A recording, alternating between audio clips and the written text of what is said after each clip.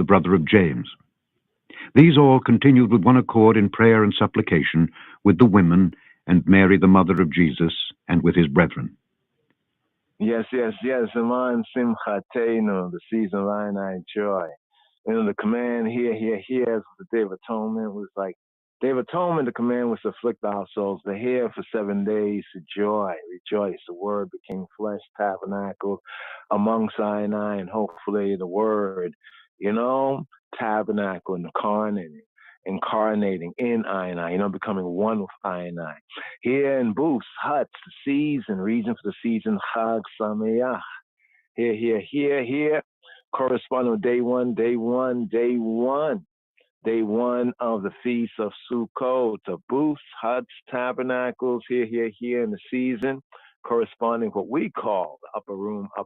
But here for day one, let's rise up to chant right here, Rastafari Ahad. Just give us an overview, podcast description. In the Christian tradition, based on Acts 1:13, the upper room was said to be the site of the Last Supper, i.e., the cenacle. But it was not the upper room found in Mark 14:15, and Luke 22:12 is the site of the Last Supper.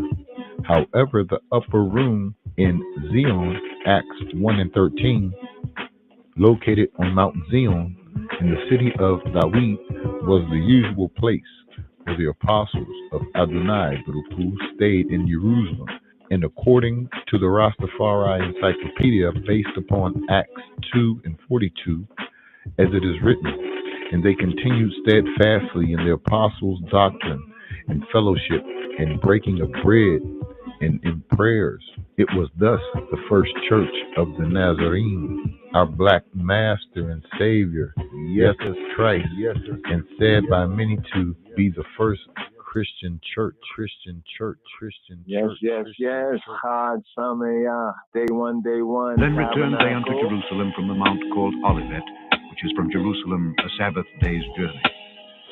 And when they were come in, they went up into an upper room, where abode both Peter and James and John and Andrew, Philip and Thomas, Bartholomew and Matthew, James the son of Alphaeus, and Simon Zelotes. From the upper room is beyond, what they beyond, distinguishing the light seekers from the peon. Ra Sayadon is lay upon us knowledge that is beyond. Old has it been told since the days of old, and I sit watching the story unfold. Yeshua gave us the code, gave us the name, kept the Maui Haile Selassie, the first will reign, the opener the book of the 7 seals.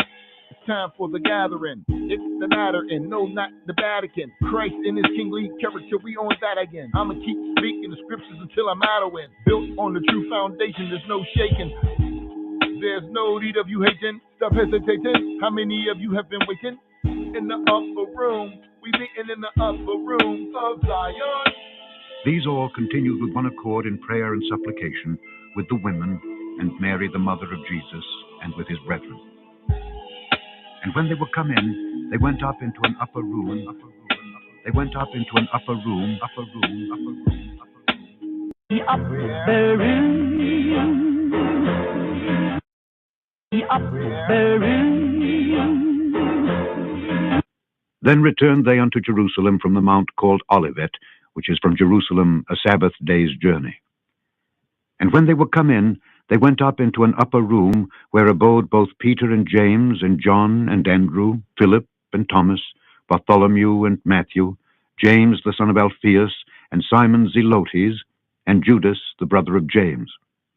These all continued with one accord in prayer and supplication with the women and Mary the mother of Jesus and with his brethren.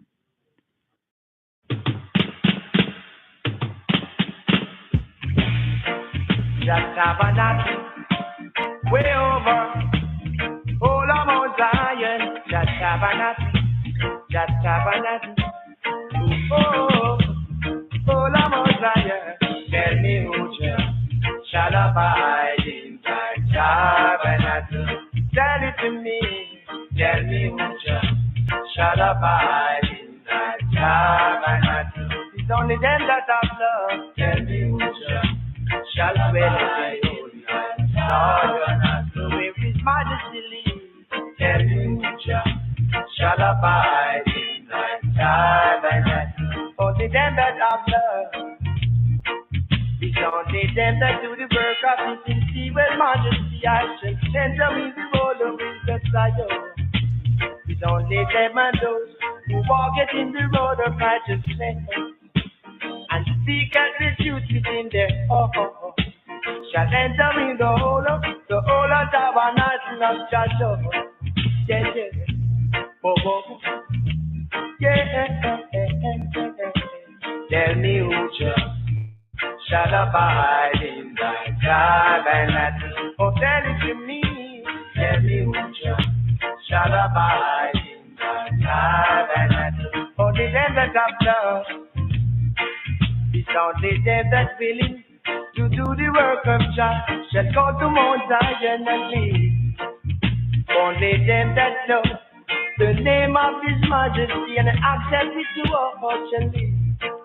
It's only them who care for the people and love the people and love the world. It's only them shall enter in the tabernacle full of Mount Zion. Yeah.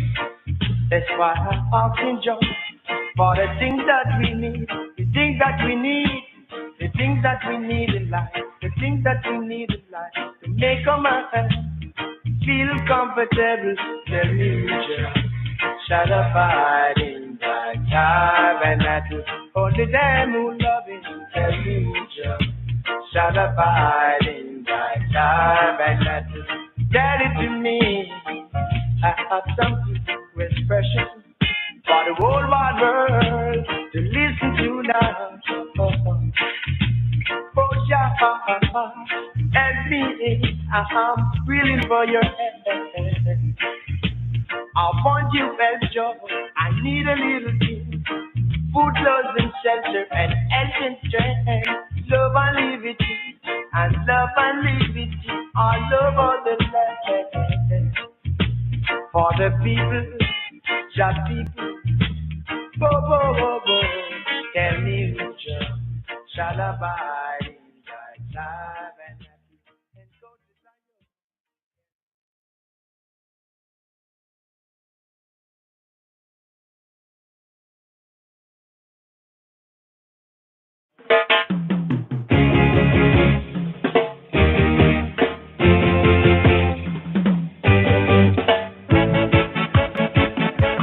Peanuts and pure not.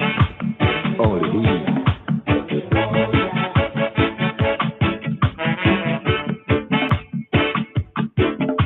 Tell me who shall abide in thy tabernacle. Tell me who shall be seated up there in thy holy heaven. Only them alone who know the name of Jah. Only them alone who can enter the home, the only kings of Mount Zion. Yeah, yeah. Tell me who shall abide in thy tabernacle. Tell me who shall be seated up there in thy holy hill. Tell me who shall abide in thy tabernacle. Tell me who shall be seated up there in thy holy hill. Only them alone who know the game of Rasta. Only them alone who accept Him shall go and enter in the holy hills of Mount Zion. Yeah, yeah, yeah, yeah.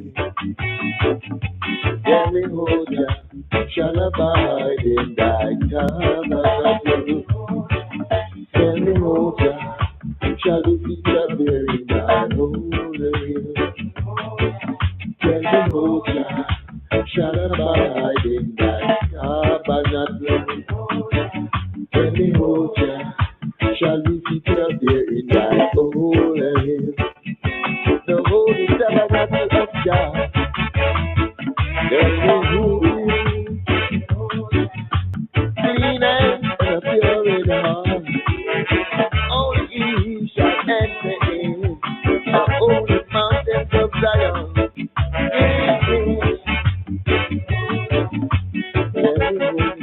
Tell me who just righteous in heart, pure in heart, only them alone know the name of Jah, only them alone. They shall enter the home, the only thing of Mount Zion. Yeah, yeah, yeah, yeah. Oh, Jah, it is easy to be a fool of give thy kingdom. Tell me who, pure in heart, pure in thought, yeah, yeah. Oh, Jah, only the righteous, only the conscious, up with the righteous, not mercy. Holy Mount Zion, tell me who Jah, tell me who Jah, tell me who Jah, Holy Mount Zion. Oh Jah, only the righteous, yeah, yeah. Tell me who Jah, Jah, tell me who Jah.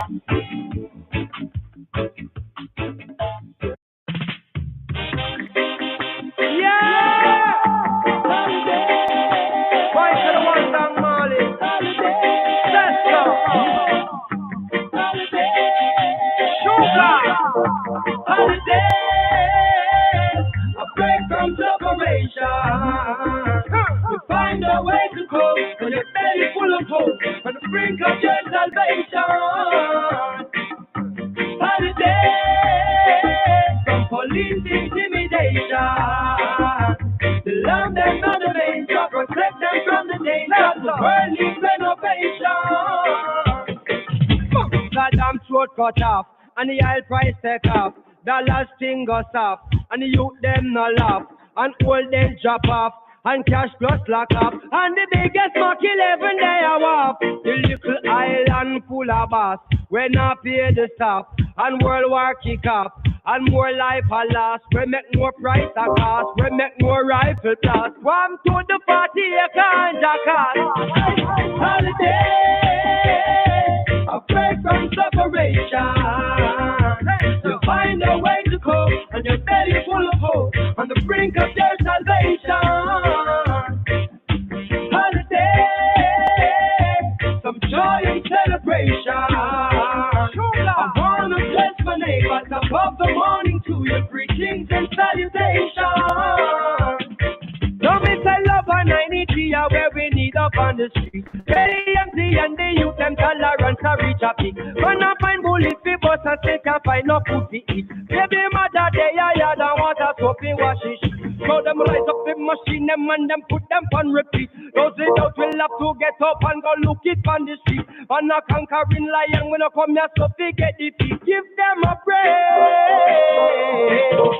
Holiday, a break from separation. You find a way to cope, and your belly full of hope, on the brink of your salvation. Holiday, from police intimidation. Love them not the manger, we save them from the danger. The world needs renovation. I tell you, I know and I believe it.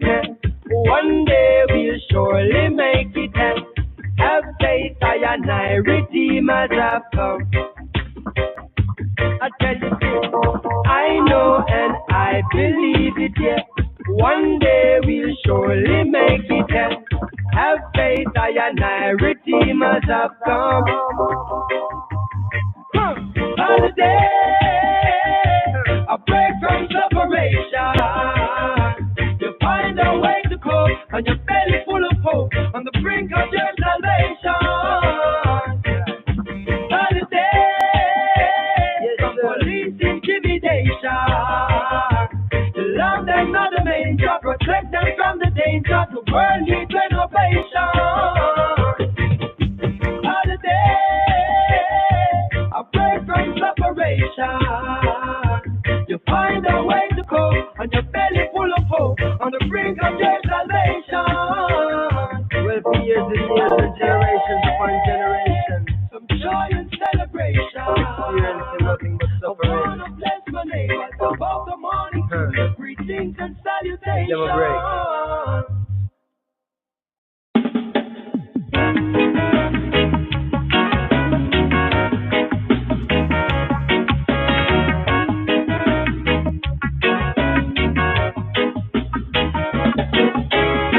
Man should know no boundaries under the moon and the sun, all over creation. Jah people are one. Rally round Jah throne, rally round Jah throne, rally round Jah throne, rally round Jah throne. Separated by land and sea, another language for another country. So many color, class, and creed, and we all must live free. Rally round Jah throne, rally round Jah throne, rally round Jah throne, rally round. Come rally, come rally. Come rally, come rally.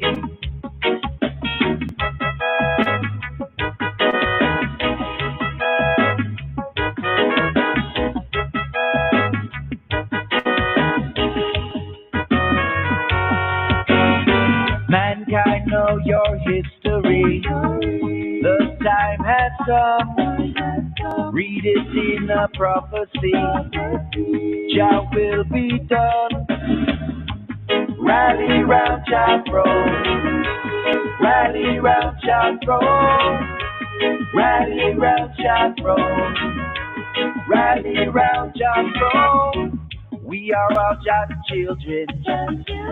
We are brethren and sisters from nation to nation. Love the King of creation. Rally round Jah throne, rally round Jah throne, rally round Jah throne, rally round. Come rally, come rally, come rally, come rally.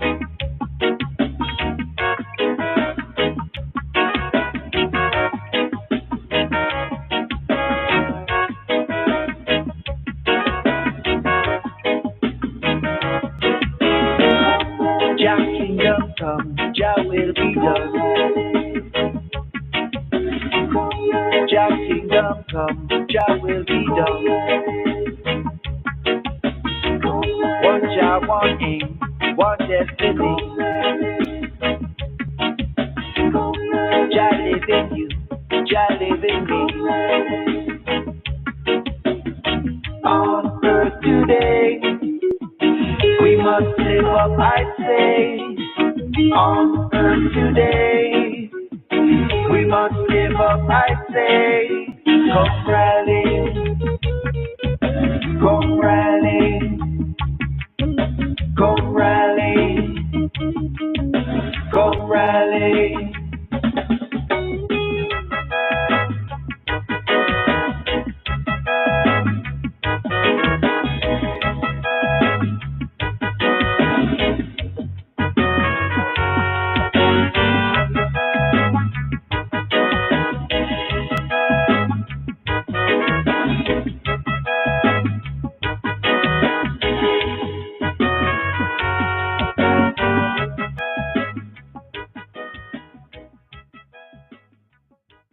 Yes, yes, yes, yes. Day one, day one, day one. Stay tuned, brothers and sisters. Rally, rally, rally. Tabernacles here. Classic, classic. Barry Dread. Come rally.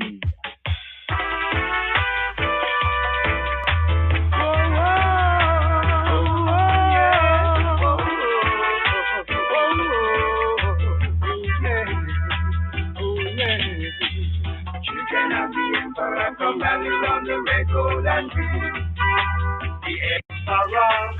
Children of the emperor come rally round the red, gold, and green.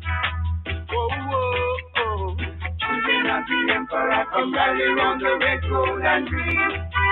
The emperor. Children of the emperor come rally round the red, gold, and green. The emperor. Liberation is what we see. To make the church to Zion and strengthen the weak. You need clean hands and a pure in heart to conquer the wicked. Oh Lord.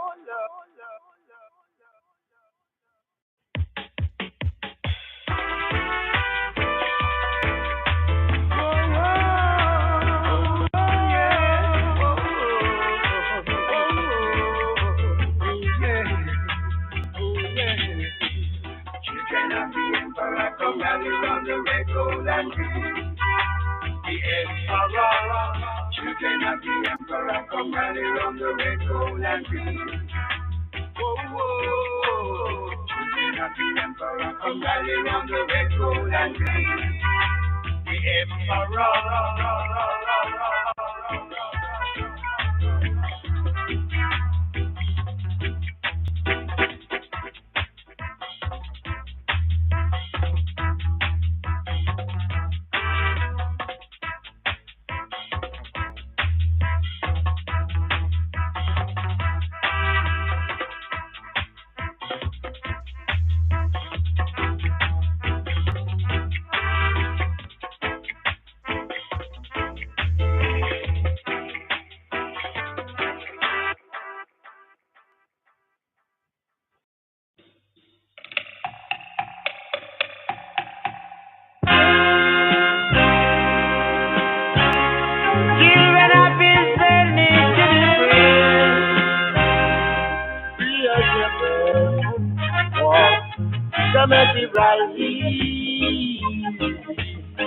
Rally round Jehovah's throne.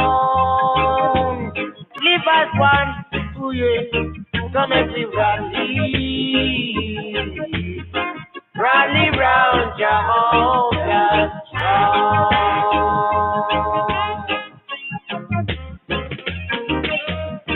With the fear of God, love within your heart.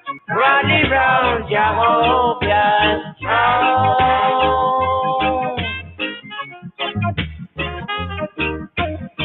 Perfect peace and no hatred among your brethren. Rally round Jehovah's throne. Rally like one Indian and everyone on every valley. Rally round Jehovah's throne. Whether we can like it or not, come every rally. Rally round Jehovah's throne. Too bad for wicked birds. The children need to be free. We are the free as a bird in the tree.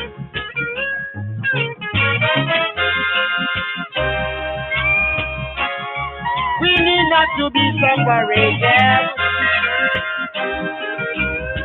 Just be united for with the conquering lion of Judah leading you in. Rally round Jehovah's throne.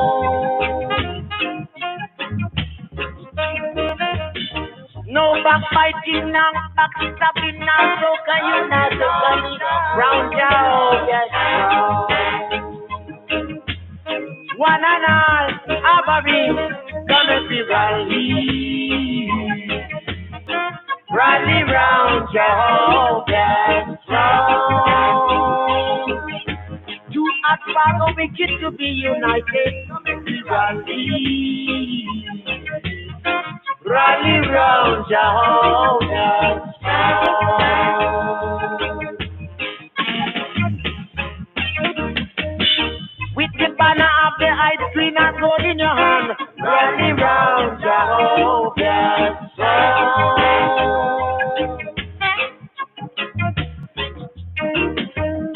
knowing that ye are united and generated from the spirit and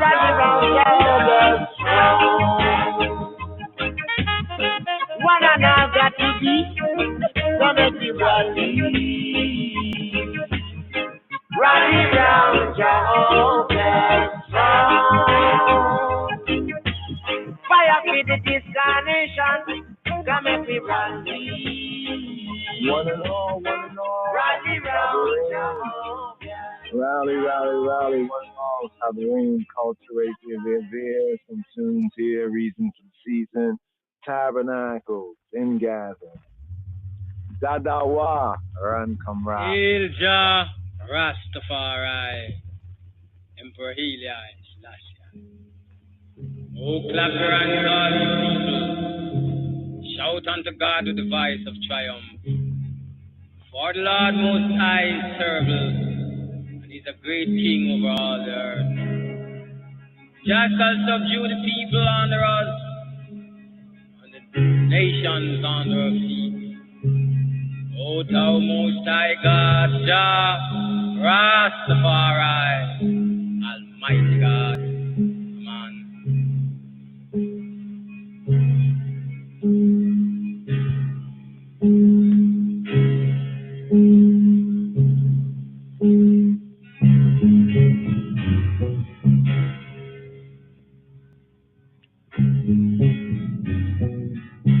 Come together, brothers, sisters, for the time is now come. Come now. When we must unite and be strong, that we can put away all the wrong in the land. Righteousness exalts a nation, but sin is a reproach to any nation. Knowing that the wicked must fall, the righteous must live. Hail to the kings of kings and the Lord of lords, conquering land of the tribe of Judah. Elect of himself the 5x5, Revelation 5. For Eli, not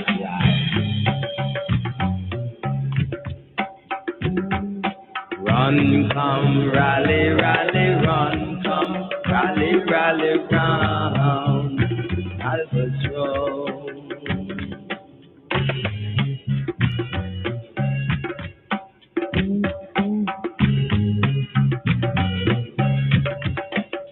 So run away, come away from the land of the sinking sand. Oh, run away, come away from the land of the sinking sand. The hotter battle is the sweeter, the victory.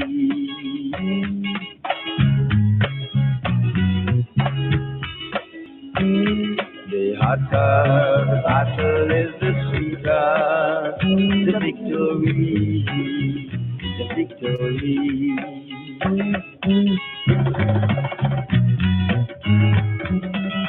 So run away, come away from the land of the sinking sand.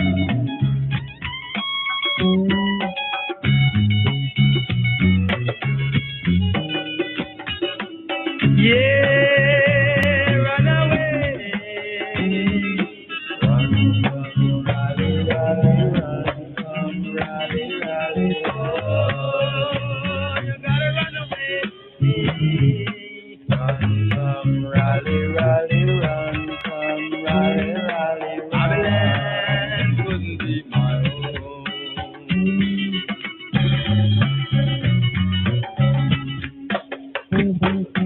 Run, come, rally, rally, run, come, rally, rally, run, Albatross.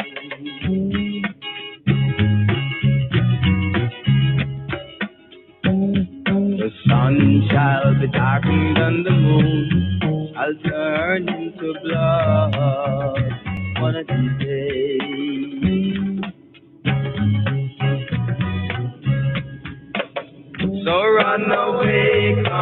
Hey, from the land of the sinking sand.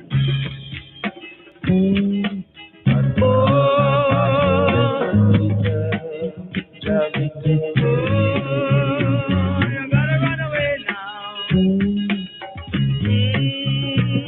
We gotta be free.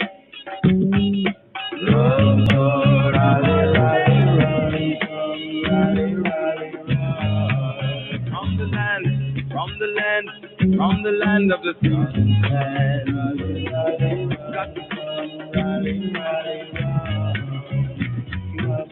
Yes, no more slavery, no more pain, and no more sorrow.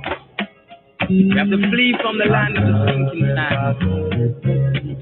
As our Father told us what life was started, until the color of man's skin makes no more significance than the color of man's eyes. Until all is looked upon equal as they are in the eyes of the Almighty God. The dream of peace will only be a fleeting illusion, only to be pursued but never attained. Each and every one is looked upon equal as they are in the eyes of the Almighty. Until there is no more first, second, and third class nations of the world. Yes, that's right. We gotta be free, my brethren. We got to have love. Without love, you're nothing at all. Without love, you're nothing at all. Without love, you're nothing at all. At all.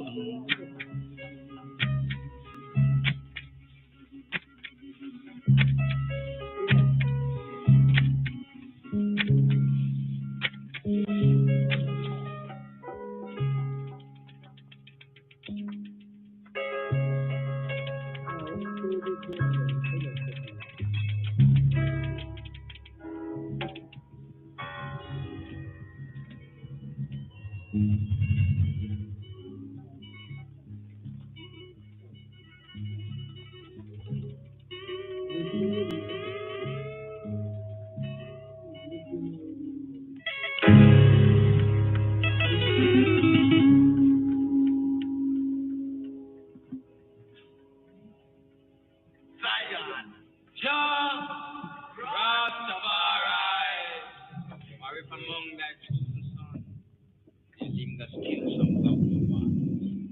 Oh, intend your heart to Jah.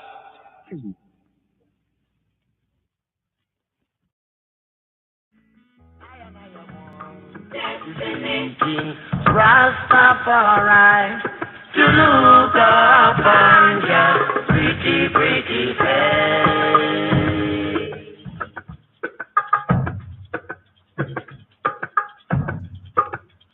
We want to walk the streets of glory, shining around your throne. So now TJ, tell all the Gentiles them to come, run, come look upon your pretty, pretty face.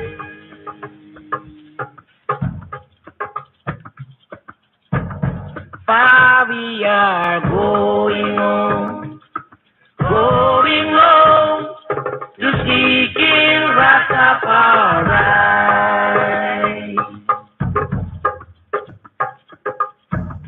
Pull up that one of justice. Hey, pull up this Rastafari, no man. It's hot. I want to see King Rastafari to look upon your pretty, pretty face.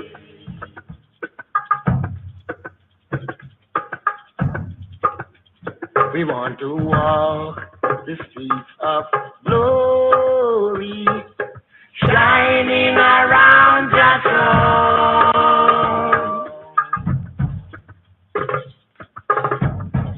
So now TJ, tell all the Gentiles them to come, run, come look upon your pretty, pretty face.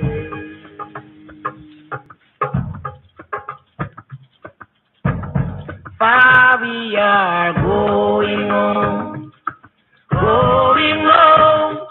to seek in Rastafari.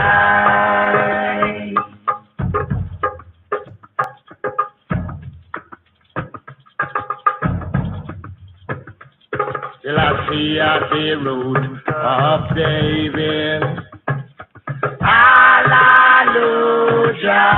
Hallelujah, Congo, I think till I see at the root of David. Chant it out. Hallelujah. Hallelujah, Congo, I think till I see at the root of David. Hallelujah.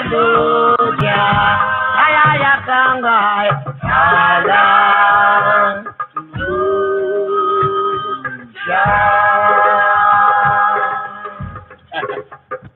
King Selassie at the root of David. Hallelujah. Hallelujah, Congo, Selassie at the root of David. Hallelujah. I am now Selassie at the root of David. Hallelujah. With your loud voices. Hallelujah.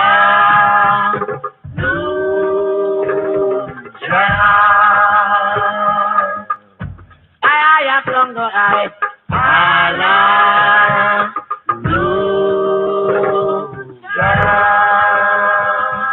Mount Zion bird shall sing and say, hallelujah.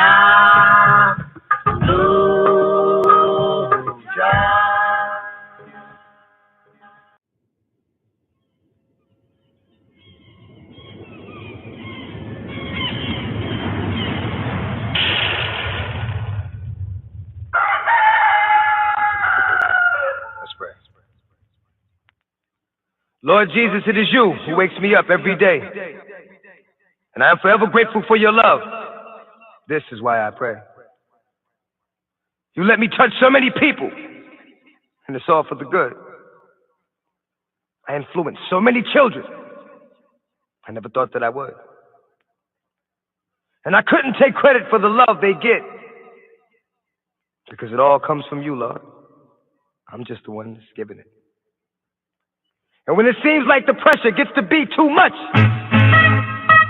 take time out and pray. And I said, Lord, I am not perfect by a long shot. I confess to you daily. But I work hard every day, and I hope that you hit. In my heart, I mean well. But if you'll help me to grow, then what I have in my heart begins to show. And when I get going, I'm not looking back for nothing, because I will know where I'm headed. I'm so tired of myself. I stand before you, a weakened version of your reflection, begging for direction, for my soul needs resurrection. I don't deserve what you've given me, but you never took it from me, because I am grateful, and I use it, and I do not worship money. If what you want from me is to bring your children to you, my regret is only having one life to do it instead of two.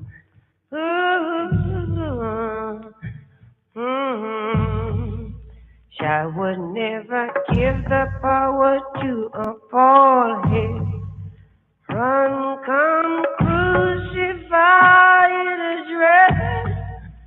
Time, Lord, oh, time will tell. Think you're in heaven, but you're living in hell.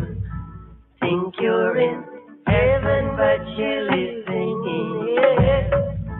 Think you're in heaven, but you're living in hell.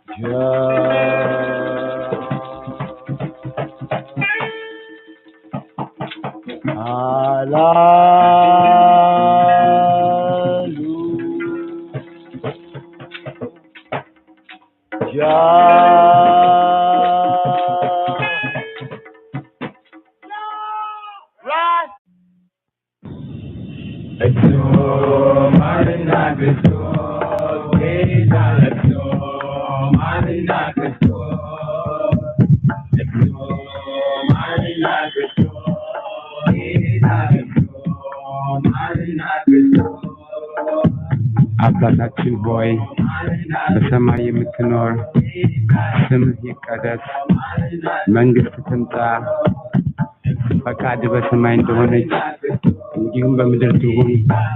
የዕለት እንጀራችንን ስጠን ዛሬ፣ በደላችንን ይቅር በለን እኛም የበደሉንን ሁሉ ይቅር እንደምንል፣ ወደ ፈተናም አታግባን ከክፉ ሁሉ አድነን እንጂ መንግሥት ያንተ ናትና ኃይል፣ ክብር፣ ምስጋና ለዘላለሙ አሜን። እመቤቴ ማርያም ሆይ በመልአኩ በቅዱስ ገብርኤል ሰላምታ ሰላም እልሻለሁ። በሐሳብሽ ድንግል ነሽ፣ በሥጋሽም ድንግል ነሽ። የአሸናፊ እግዚአብሔር እናት ሆይ ለአንቺ ሰላምታ ይገባል። ከሴቶች ሁሉ ተለይተሽ አንቺ የተባረክሽ ነሽ። የማኅፀንሽን ፍሬ ጌታ ኢየሱስ ክርስቶስ የተባረከ ነው። ጸጋ የተመላሽ ሆይ ደስ ይበልሽ፣ እግዚአብሔር ከአንቺ ጋር ነውና ከተወደደው ልጅሽ ከጌታችን ከመድኃኒታችን ከኢየሱስ ክርስቶስ ዘንድ ይቅርታ ለምኝልን ኃጢአታችንን ያስተሰርይልን ዘንድ ለዘለዓለሙ አሜን። እግዚኦ ማረና ክርስቶስ። በስመ አብ ወልድ ወመንፈስ ቅዱስ። በስመ አብ ወልድ ወመንፈስ ቅዱስ። በስመ አብ ወልድ ወመንፈስ ቅዱስ አሃዱ አምላክ አሜን።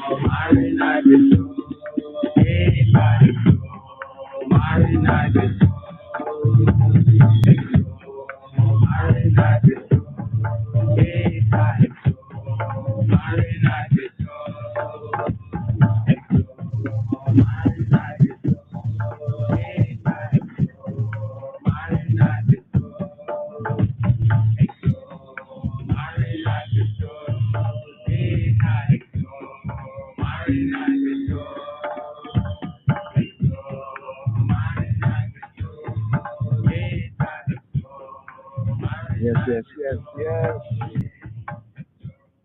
Shalom, Chaverim. Shalom. Here. The readings here for day one. Coming forward.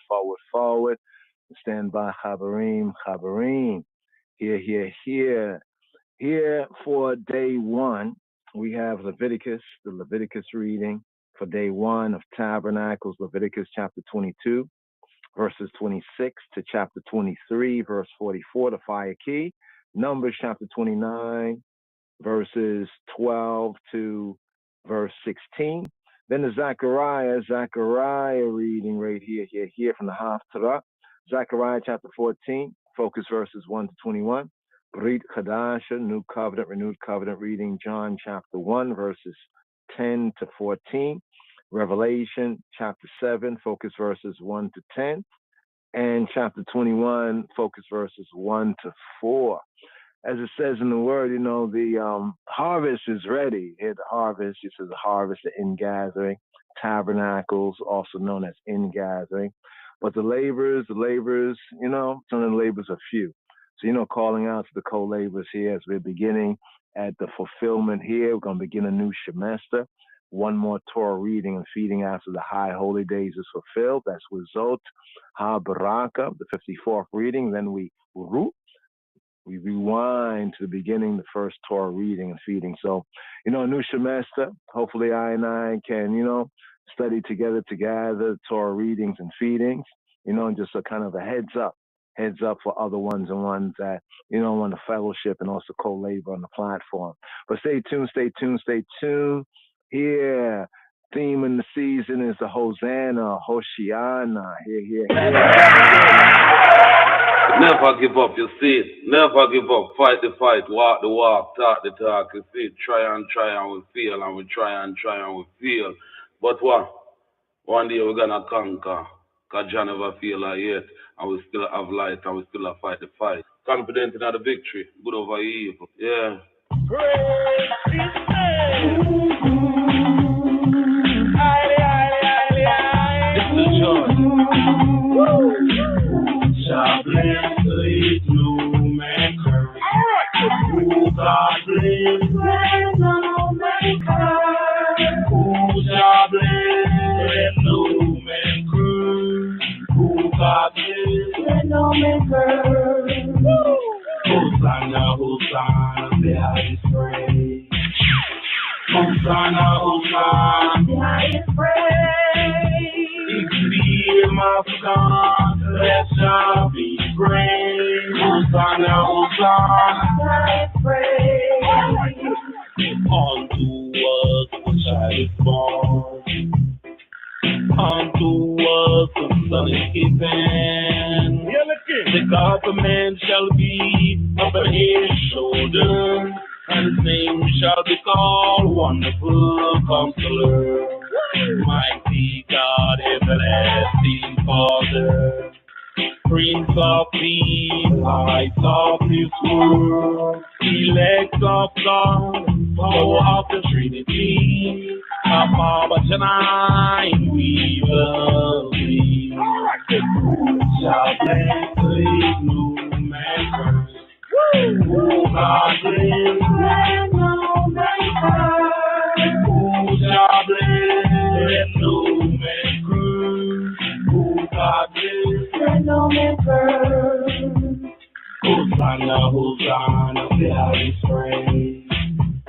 Hosanna, Hosanna, the highest praise. If the my son, let shall be praised. Hosanna, Hosanna, the highest praise. I am the root and the offspring of David, the bright and morning star, the Alpha and Omega, the beginning without end. Which is the which was and which is to come. I am he that liveth and he that was dead. Behold, I'm alive again. What da da, what da da, what da da. Love and Hannah. Everybody know. Shall bless the new maker. Hallelujah. Who God bless, no maker. Hallelujah. Who shall bless, no maker. Who God bless, no maker. Righteousness, we say. Every ghetto youth, stand up and play a part. Stand up for something, or you're gonna fall for anything. Listen to me. Righteousness, we say.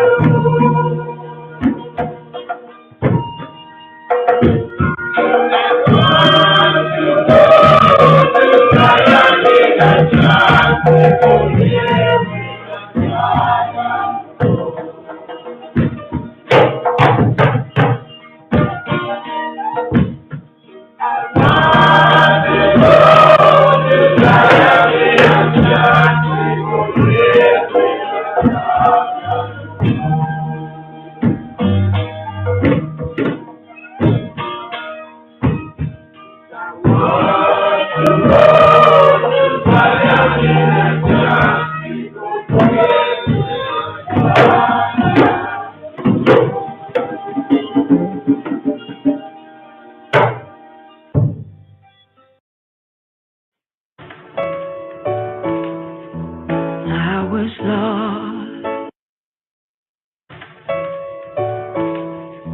I was lost in sin, sorrow on an isle in life's dark sea. My child, I've come to save you. Step on board and follow me. Take the old ship of Zion. Take the old ship of Zion.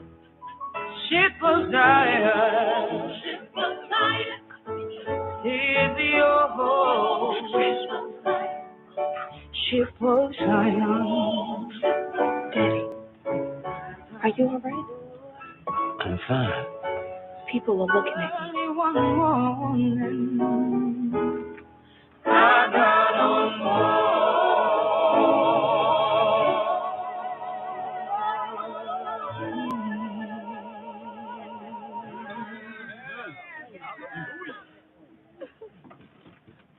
Rest with Jesus, Deacon. Thank you, sister, for the soothing truths in that old hymn. Amen. Safe with Jesus, the captain. No, he is.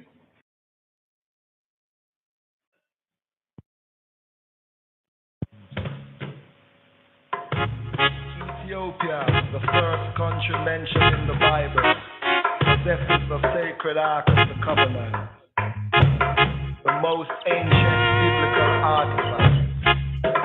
But he remembered the ark, it cannot be conquered.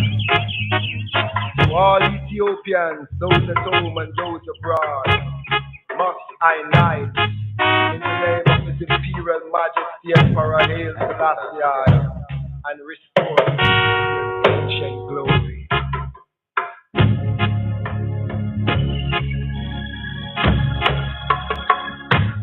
Yes, you don't know the history.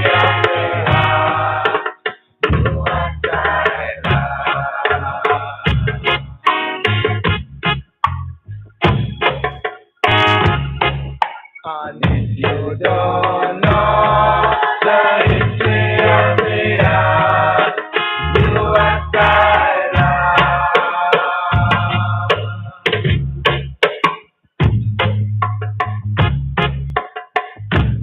For the ark of the covenant, let Jerusalem to Ethiopia.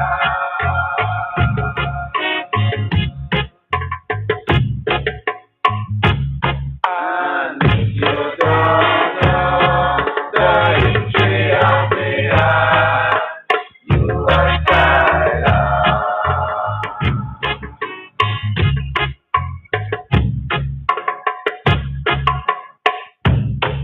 The son of King Solomon brought the ark to Ethiopia.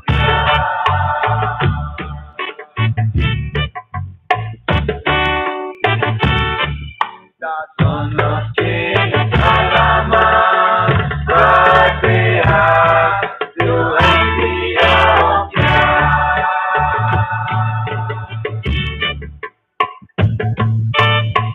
And from the days we got Ethiopia, it never leave again.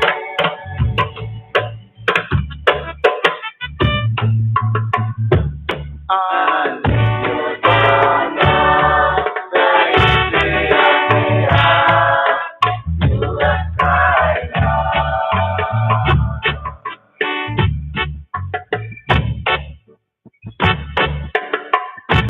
Many nations tried to conquer the sacred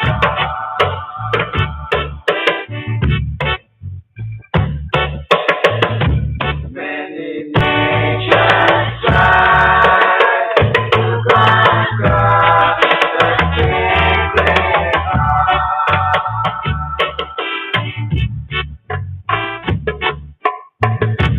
For the ark cannot be conquered.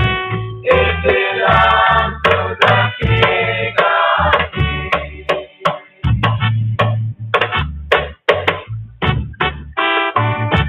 And if you don't know the history of the earth, you are silent.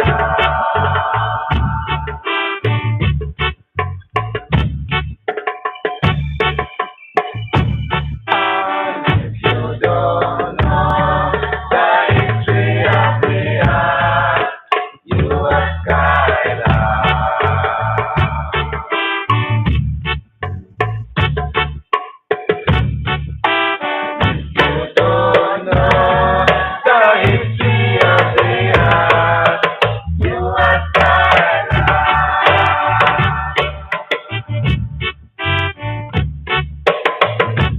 For the ark of the covenant, let Jerusalem to Ethiopia.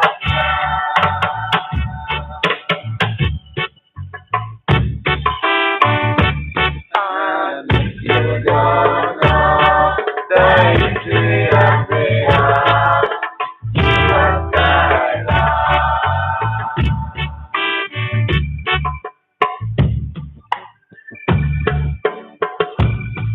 The son of King Solomon brought the ark to Ethiopia.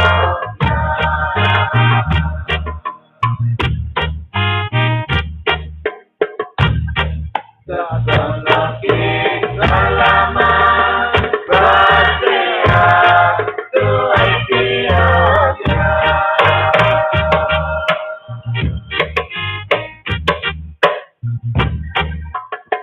And from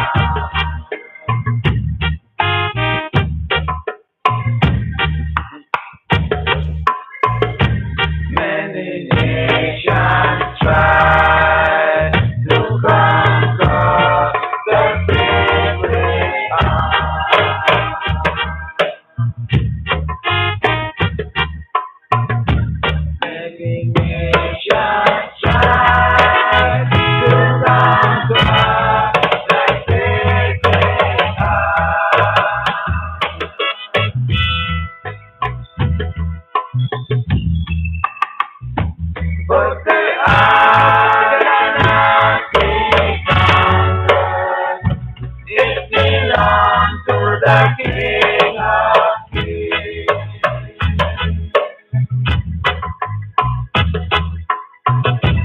And if you don't know the history of the earth, you ask God.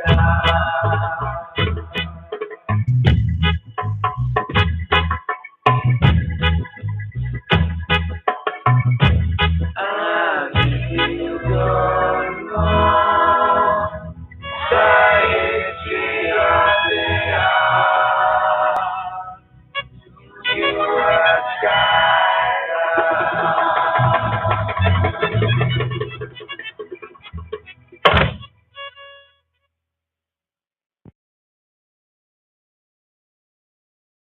No skylarking, no skylarking. Gonna ride up. Get ready, ready, ready, ready. Reading and feeding coming forward. Take heed, brother man. Heed, brother man. Take heed, yeah. Oh, take heed.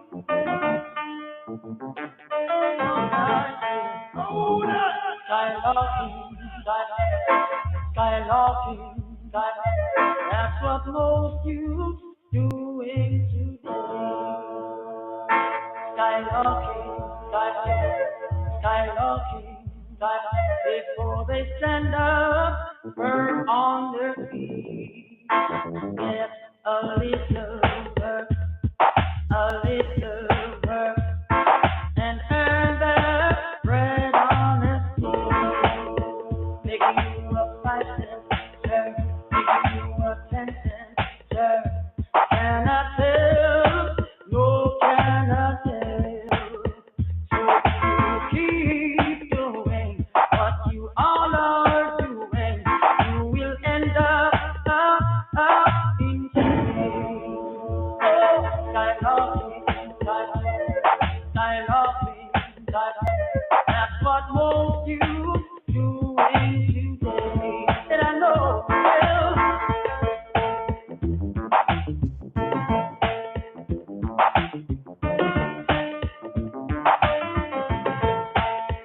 So if you keep doing what you all are doing, you will end up in jail.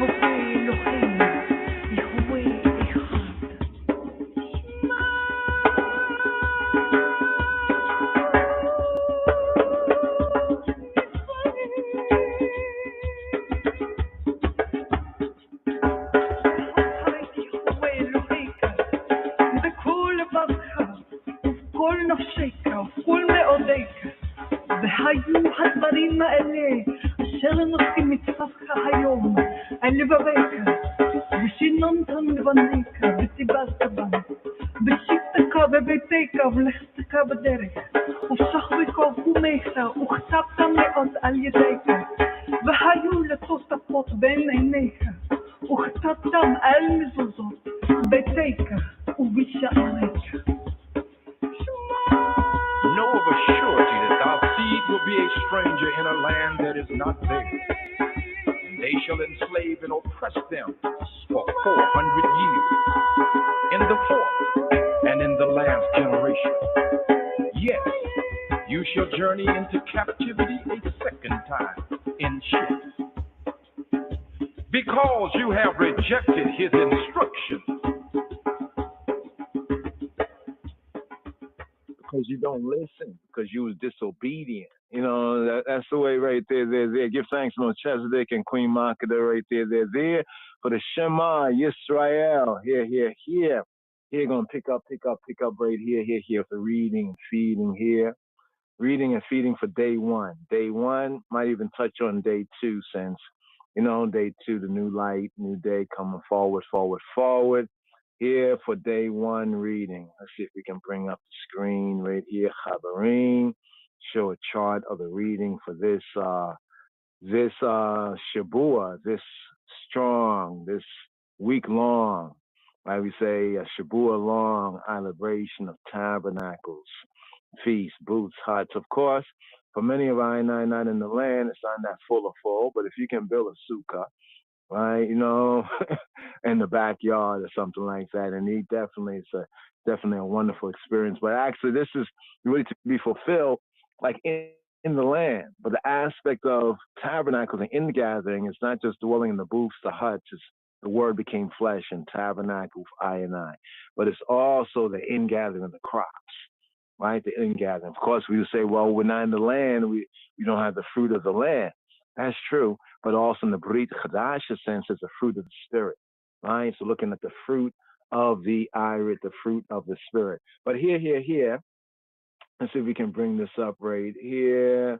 The screensaver for what are the readings? What are the readings and feedings right here?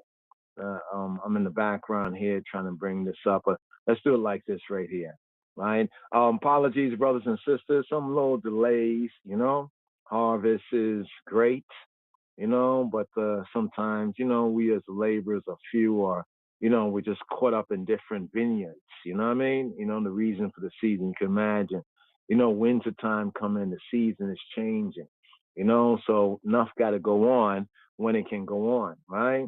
So we keep into the feast, the festival here. Here we go right here. Let's share the screen. Okay, so here referring to some of the Hebrew for Christians, right, from our study, right, we find that, you know, the great majority of information, right, documentation Judaically, Hebraically, and also in connection with the Moshiach Yeshua is quite right and accurate. Of course, sometimes the things that we don't like is some of the, you know, the pictures, the icons. We think, you know, people on the whitewash. But of course, you know, the times of the Gentiles, just to keep it 100. But the information, right? Let's get to the information. The information is important, right? The word become flesh, right? You know, the word is incarnate, you know, so it incarnates in all of I, regardless of, you know, what one's the outer is. It's about the inner, right? Tabernacling in the sukkah, in that pavilion, right? The season of the word, right? Become flesh. Connected even with Moshiach, the birth of Moshiach is also connected with this season of tabernacles, right? But that's a additional reason right there. Here we are at Yom Sukkot, Day of Tabernacles, day one for the reading and feeding. Zooming in on that right there. We have Leviticus chapter 22, right? Verse 26 to 23, 44. Numbers, the 5 key reading, right? Numbers chapter 29, focus verses 12 to 16. Sometimes there's other selections of Devarim. The Devarim is Debarim, or the word, speaking of the 5th book of Moses, known as Deuteronomy. Right? Then in Zechariah chapter 14, verses 1 to 21. Right? 1 to 21. And also looking forward in the future season, give thanks to the co-laborers here, but also to give an opportunity to other readers to come forward with the readings. Just putting that on the beamer right there. They're there. So link if ones and ones are interested for the future, liberations. But here, we're fulfilling the season here with the seventh of the seven feasts, seven appointments, right? In the 3 seasons here, in the season of tabernacles, in the season of ingathering. So the name for the season is both tabernacles, or in the Hebrew Succoth, as well as ingathering. So it's a tabernacling in booths, in huts, in rude temporary, you say, accommodations, as well as the ingathering of the crop, right, at the end of the year, right? And this is where we link it with the fruit of the Spirit, in that reasonment there, find in the Brit Chadasha. So we have Zechariah chapter 14, verses 1 to 21. There's an audible, give thanks, Rastafari, usually brother bring forth, the audibles, Emerald, Music, INC right there, they're there.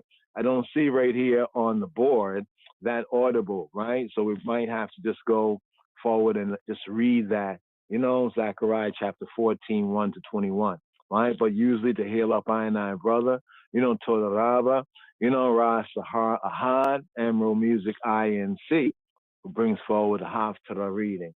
Now, in the New Covenant reading, also heal up Ras Baruchu, right? Ras Baruchu also assisting I and I here as one of the Chabarim, co-laborers, right? In the collaboration here, right? The co-laborers collaborating, right? Laboring together for the King of Kings Christ. Also heal up Ras Ayasin Tafari. Usually I and I, brother, bring forward, and still has Brit Chadasha readings, New Testament readings. You see right over here in this category, Brit Chadasha. So the Brit Chadasha reading for day 1 is the gospel, the Besorah, Al Pi, right, Yohanan, right? In the Hebrew, the Besorah, the good news on the mouth, right? Al Pi, on the mouth of Yohanan, right? Or the good news according to Yohanan, aka John.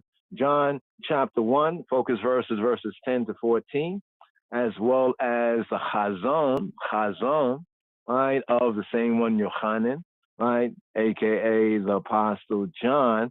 We have Revelation chapter 7, focus verses 1 to 10, for this day 1 of Chag HaSukkot, the Feast of Tabernacles, booths, huts, ingathering. Revelation chapter 21, focus verses 1 to 4. All right, so right here we are at day 1. We can see the day 2 as well. Day 2 reading is similar in the Torah reading, but it's different for the Haftarah, the prophets reading, 1 Kings chapter 8 for day 2. That's the new light coming forward. Verses 2 to 21.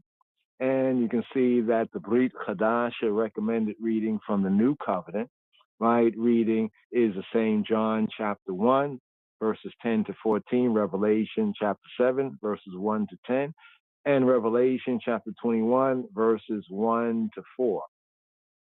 So there. Usually day 1 and day 2, especially for the diaspora, right, is in the fulfilling of the Mikra Kodesh, like the first day of the feast, the festival is a set apart day.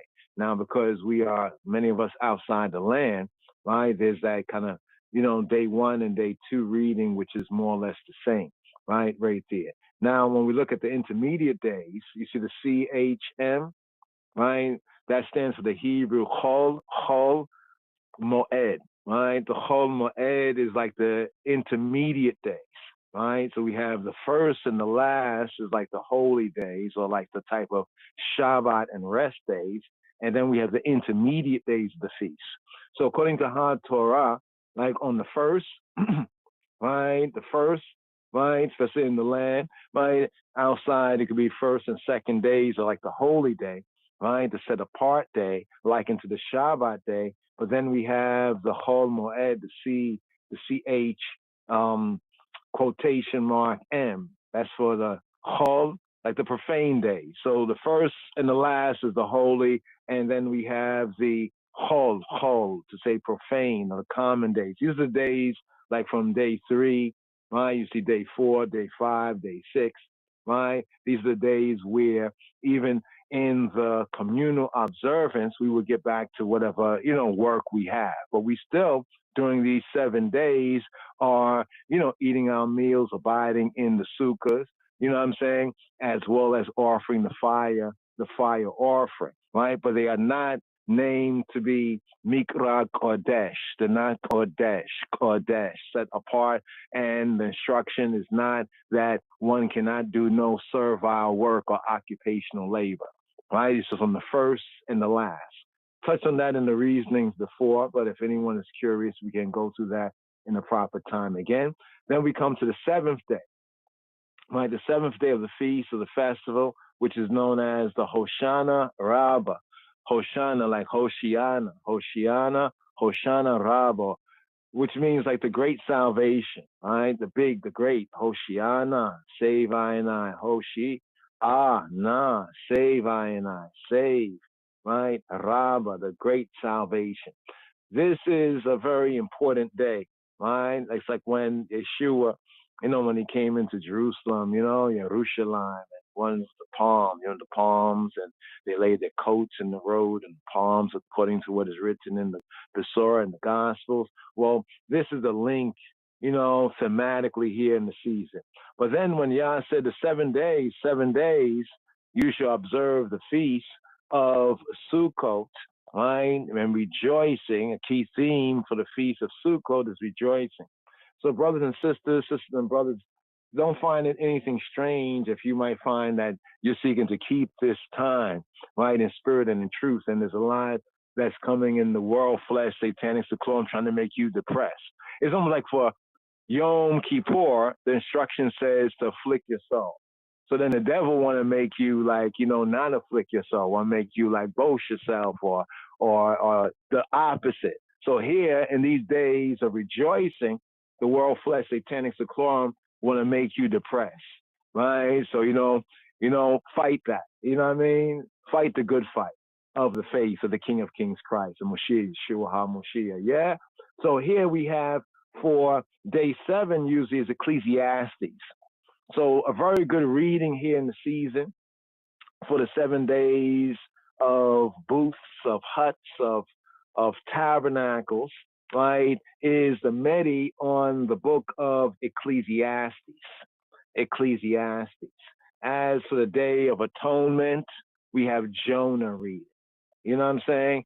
As for Passover, we have Song of Songs reading. So there's certain other books in the scripts, right, that bring out even more of the theme of the season, right? So isn't that interesting? Moshiach, he said no sign will be given to that faithless and that wicked generation besides the sign of Jonah. And to know, many Christians might not know, but it was a theme even in the time of Moshiach, right? Many of this order, like Ecclesiastes, many of these other books of the scripture were connected thematically with the reason, for the season, right? So we have like Ruth, for example, the book of Ruth, right, is connected with the harvest time, Shavuot, or the Feast of Weeks, Pentecost, the 50th day. Now, if you know what the book of Ruth is about, you probably can see why it would be, connected. The book of Ruth. The book of Ruth is connected with that time and that season. Why for Passover? What is it? Song of Songs. Is an interesting Song of Songs. I am my beloved and my beloved is mine. Right? What Yahweh did for Yisrael and bringing them out of, Mitzrayim. But here, we're getting here to the 8th day. But Yah says, stay in one more day. Right? So you see the 8th day bringing us to the next Thursday. Right? Bringing us around to the next Thursday right here. This is when we will fulfill the 54 sabbatical study of the Torah reading and feeding in the semester with Wizot or Vizot HaBaraka. and this is the blessing. Then for the Friday, right? Once we get to the Fridays, the Simchat Torah, right? Simchat from Sameach, Samach, to be happy. Simchat is like the happiness of Torah. So we say Hag, Sameach. Hag is feast, Sameach is happy, right? So when we say Simchat is constructive, when we mean constructive, with the T at the end, it lets us know in biblical Hebrew, it's like saying the happiness of. You know what I'm saying? So it's connected with the word after. So it's like the happiness, to say the joy, the gladness of Torah, right? So there we complete the Wizot HaBaraka, right? The final reading and feeding, right? Deuteronomy chapter 33, verse 1 to 34, verse 12, right? And then we get a sample, right, of the new cycle of Torah reading and feedings with Genesis chapter 1, Bereshit. All right. And then our schedule begins again. You know what I mean? Our Torah reading and feeding schedule, the 54 sabbatical studies, you know, Torah reading and feedings with the beginning. We begin again at the beginning with Shabbat Bereshit. Shabbat Bereshit, looking forward to the October 26th. That means we will fully be out of the season here, the reason for the season. And then we're moving into the time of no feast, no festival. All right. Once you complete the 7 feasts and 7 festivals and the 3 times in the first 7 months, there's no feast, no festival, with the exception of Shabbat. The only holy day we have that we are commanded to observe according to the covenant is Shabbat, right? Is the weekly, speaking of the weekly Shabbat, right? So there. But here, once again at the top where we're at right here for day one. So here, let's pick up with day 1 for Shema Yisrael. First things first, you know, are ye not? All right, how does it go? How does it go again? Huh? You know how it goes, right? Are ye not as children of the Ethiopians unto me, O children of Israel, O children of Israel? Are ye not as children of the Ethiopians? Are ye not as children of the children of the Ethiopians? Are ye not as children of the Ethiopians unto me, O children of Israel, saith the Lord. So right here, Shema Yisrael. Shema Yisrael, Adonai Eloheinu, Adonai Echad. Adonai Echad. Chag HaSukkot Sameach, the Torah Aliyah for Sukkot day 1 and Sukkot day 2.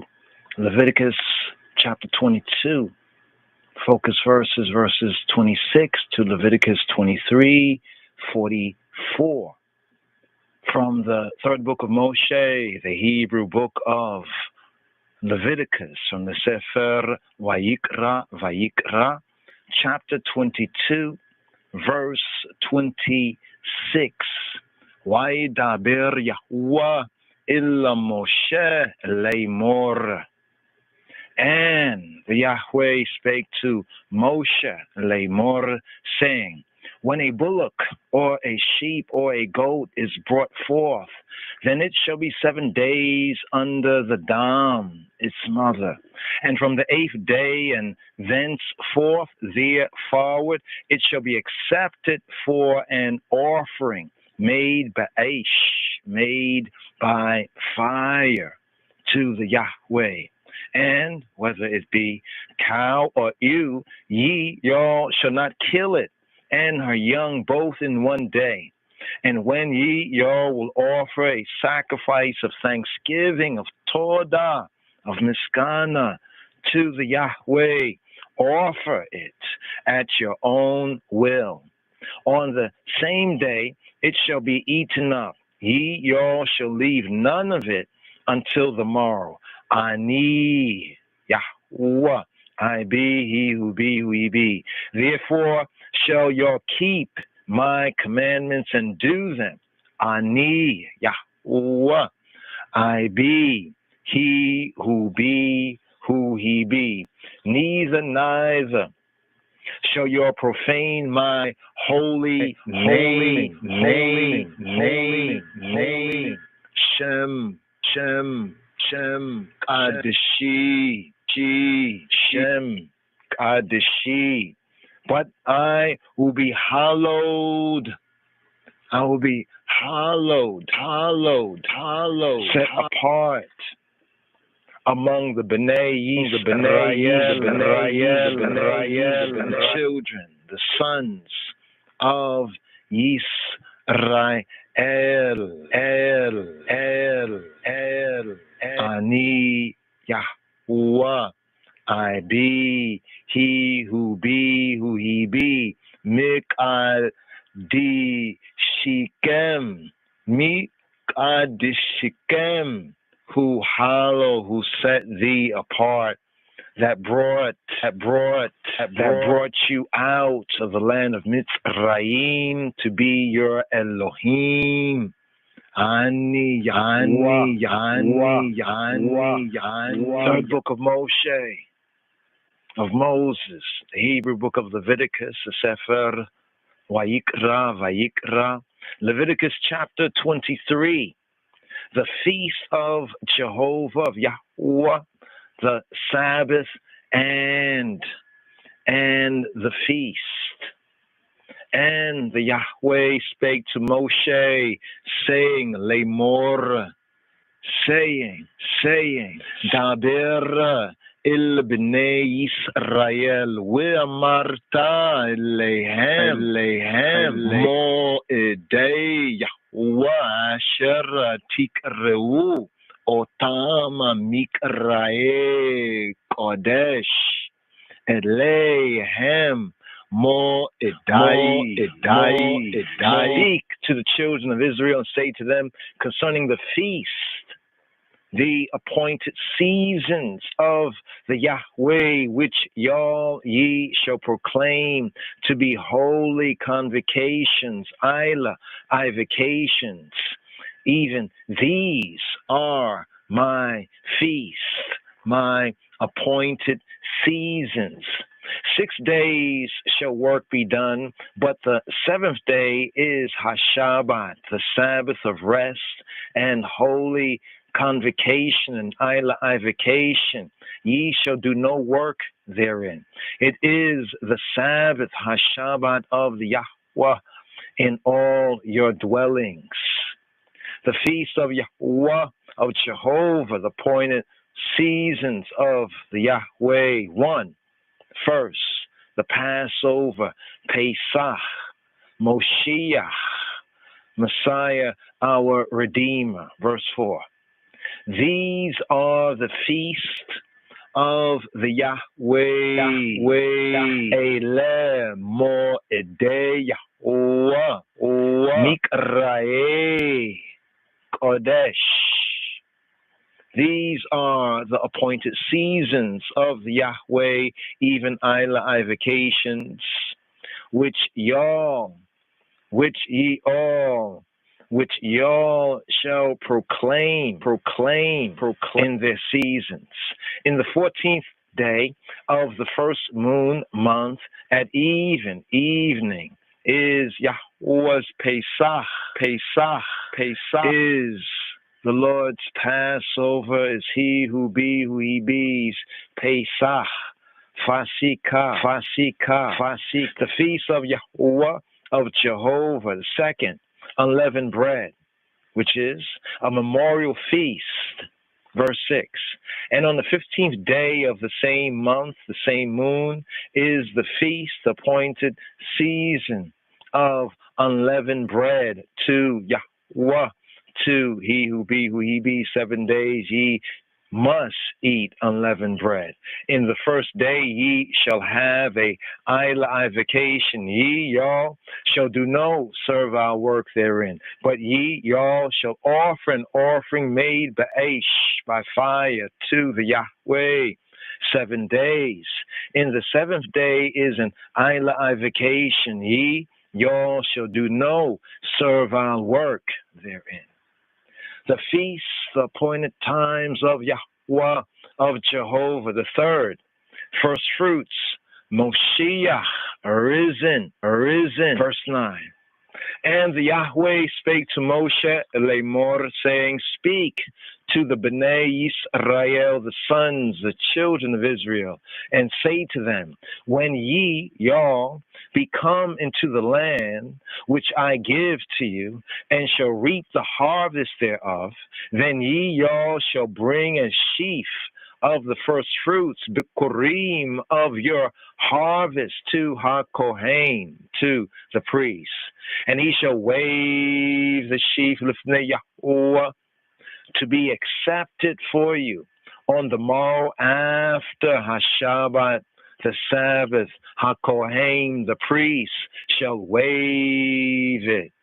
And ye, y'all, shall offer that day when ye wave the sheaf and he lamb without blemish of the first year for a olah, burnt offering, holocaust offering to the Yahweh, and a minka, a meal offering thereof shall be 2/10 deals of fine flour mingled with oil, an offering made by fire to the Yahweh, for a sweet savor. And the nesek, the drink offering thereof, shall be of wine, the 4th part of an hin. And ye, y'all, shall eat neither bread, nor parched corn, nor green ears, until the selfsame day that ye, y'all, have brought an offering to your Elohim, Elohim. It shall be a statute, chukim, chukah, a statute forever throughout your generations in all your dwellings. The feast of Yahuwah, the feast of Jehovah. The 4th, the wave loaves, the church at Pentecost, Shavuot, 50 days after the resurrection of Moshiach, of the Messiah.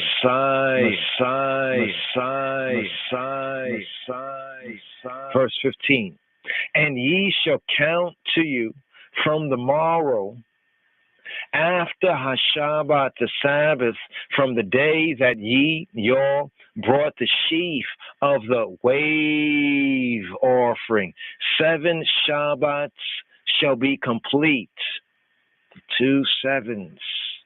Even to the morrow after the 7th Sabbath shall ye number 50 days, and ye, y'all, shall offer a new minka, meal offering to the Yahweh. Ye, y'all, shall bring out of your habitations 2 wave loaves of 2/10 deals. They shall be of fine flour. They shall be baken with leaven. They are the first fruits to the Yahweh. And ye, y'all, shall offer with the bread 7 lambs without blemish of the first year, and 1 young bullock, and 2 rams. They shall be for a olah, burnt offering to the Yahweh, with their minka, meal offering, and their nesek, drink offerings, even an offering made by fire, of sweet savor to the Yahweh. Then ye, y'all, shall sacrifice 1 kid of the goats for a chatat, sin offering, and 2 lambs of the first year for a sacrifice of shalamim, peace offerings. And HaKohen, the priest, shall wave them with the bread of the first fruits for a wave offering, lifnei Yahuwah. With the 2 lambs, they shall be wholly set apart to the Yahweh for HaKohen, for the priest. And ye, y'all, shall proclaim on the selfsame day, that it may be an holy avocation, to you. Ye shall do no servile work therein. It shall be a statute, chukah, forever, in all your dwellings throughout your generations. And when ye, y'all, reap the harvest of your land, Thou shalt not make clean riddance of the corners of thy field when thou reapest, neither shalt thou gather any gleanings of thy harvest. Thou shalt leave them to the poor and to the stranger. Ani Yahweh Elohim. I be he who be, your Elohim. The feast of Yahweh. Fifth, trumpets, Yom Teruah, Rosh Hashanah, New Year. Yom Teruah, trumpets, prophetic of the future regathering of Yisrael. Verse 23. And the Yahweh spake to Moshe, Lemor, saying, speak to the Bnai Yisrael, the sons of Israel, saying, in the 7th month, the 7th moon, in the first day of the moon, the month, shall ye all have a Sabbath, a memorial of blowing of trumpets, and Isla vacation. Ye y'all shall do no servile work therein, but ye y'all shall offer an offering made by fire to the Yahweh, the feast of Yahweh. Sixth, the day of atonement, Yom HaKippurim, verse 26. And Egazia, the Herr, the sustainer, the good father, Yahweh, he who be, spake to Moshe, Lemor, saying, also, on the 10th day of this 7th moon, 7th month, there shall be a day of atonement at one man's mark, Tav. It shall be an Isla vacation to you, and ye y'all shall afflict your souls, and offer an offering made by fire to the Yahweh, and ye y'all shall do no work in that same day. It is a day of atonement, to make an atonement to you, Lifnei Yahweh Elohim. For whatsoever soul it be that shall not be afflicted in that same day, he shall be cut off from among Amo, his people, Hizbu. And whatsoever soul it be that doeth any work in that same day, the same soul will I destroy from among Amo, his people, Hizbu. Ye y'all shall do no manner of work. It shall be a statute, hukah, forever throughout your generations in all your dwellings. It shall be to you a Shabbat of rest, and ye y'all shall afflict your souls in the 9th day of the moon, the month, at evening, from even to even, from evening to evening, shall ye y'all celebrate your Shabbat. And the Yahweh spake to Moshe, Lemor, saying, speak to the Bnai Yisrael, Lemor, saying, the 15th day of this 7th moon, 7th month, shall be the Feast of Tabernacles, Chag HaSukkot, for 7 days to the Yahweh. On the first day shall be an Isla vacation. Y'all shall do no servile work therein. 7 days y'all shall offer an offering made to the Yahweh, and on the 8th day shall be an Isla vacation to you, and y'all shall offer an offering made by fire to the Yahweh. It is a solemn assembly, and y'all shall do no servile work therein. These are the feasts, the appointed seasons of the Yahweh, which y'all shall proclaim to be Isla vacations, to offer an offering made be'isat, by fire to the Yahweh, a burnt offering, olah, and a mincha, meal offering, a sacrifice, and a drink offering, everything upon his day. Beside the Sabbaths of the Yahweh, and beside your gifts, and beside all your vows, and beside all your free will offerings, which y'all give to the Yahweh, feast of Yahweh, the seventh feast of Jehovah, Tabernacles, Succoth, Succoth, verse 39. Also, in the 15th day of the 7th month, the 7th moon, when y'all have gathered in the fruit of the land, y'all shall keep a feast to the Yahweh 7 days. On the first day shall be a Shabbat, and on the 8th day shall be a Shabbat. And y'all shall take you on the first day the boughs of goodly trees, branches of palm trees, and the boughs of thick trees, and willows, poplars of the brook, and y'all shall rejoice, lifnei Yahweh Elohim, before he who be your Elohim 7 days. And y'all shall keep it a feast, an appointed time, appointed season, a feast to the Yahweh 7 days in the Shana, in the year.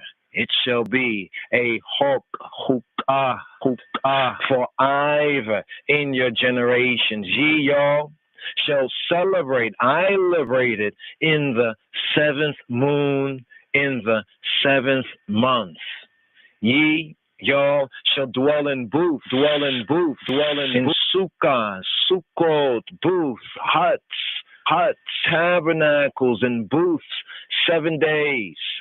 All that are Israelites born shall dwell in booths, that your generations may know that I made the B'nai Yisrael, the sons of Israel, the children of Israel, to dwell in booths, when I brought them out of the land of Mitzrayim, out of the land of Egypt. Ani Yahweh Elohim, I be he who be your Elohim. And Moshe declared to the B'nai Yisrael, the sons of children of Israel, the feast of the Yahweh. Kabur l'kalu, kabur l'dinsu, kabur l'chaylu. Glory to the word, glory to the sound, glory to the power. Kabur l'abinu, l'melkenu, l'abuna, l'nugusana, l'kadamawi, chayla selassie. B'Shem Yeshua haMoshiach. Amen.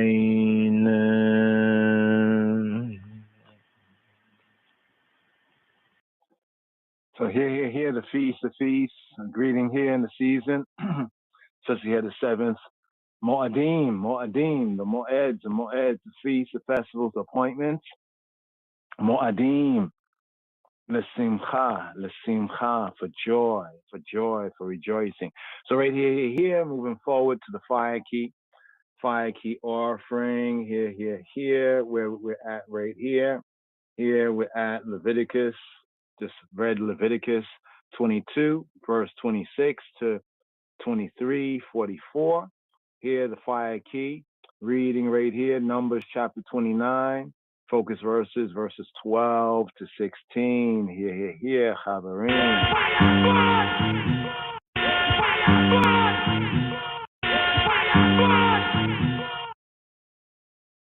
Here, Numbers chapter 29, verses 12 and to 16. On the 15th day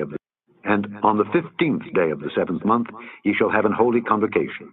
Ye shall do no servile work, and ye shall keep a feast unto the Lord 7 days. And ye shall offer a burnt offering, a sacrifice made by fire, of a sweet savor unto the Lord, 13 young bullocks, 2 rams, and 14 lambs of the first year. They shall be without blemish. And their meat offering shall be of flour mingled with oil, 3/10 deals unto every bullock of the 13 bullocks, 2/10 deals to each ram of the 2 rams, and a several tenth deal to each lamb of the 14 lambs, and 1 kid of the goats for a sin offering, beside the continual burnt offering, his meat offering, and his drink offering. And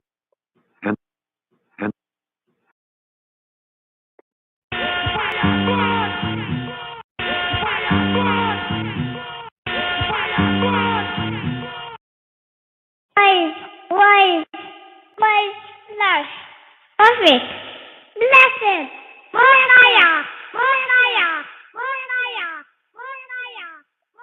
So we're here to Zechariah chapter 14, verses 1 to 21, coming up with the Haftarah, the prophet's reading here for day one, Succoth, Tabernacles, day 1. Here, let's share this. Do we have this on the board right here? Yeah. Come rally.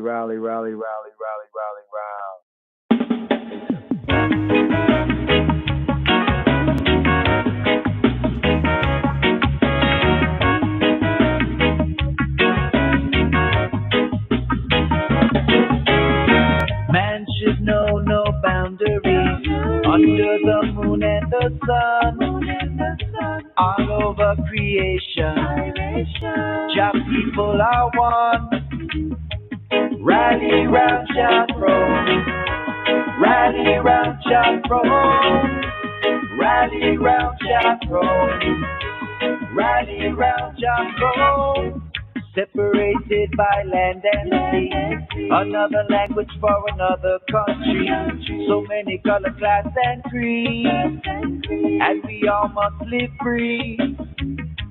Rally round Jah throne, rally round Jah throne, rally round Jah throne, rally round. Come rally, come rally. Come rally, come rally.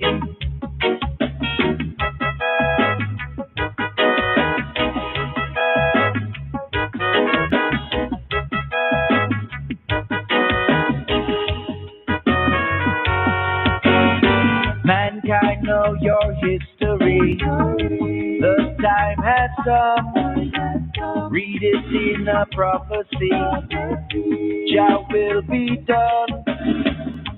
Rally round Jah throne, rally round Jah throne, rally round Jah throne, rally round Jah throne. We are all Jah's children.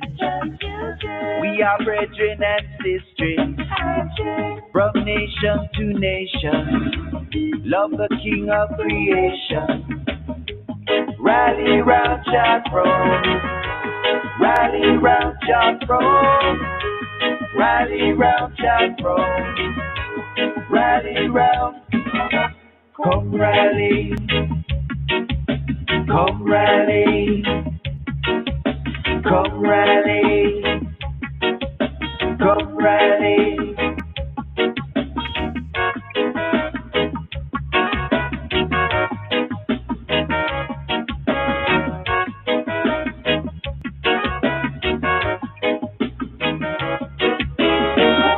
Jah kingdom come, Jah will be done. Jah kingdom come, Jah will be done.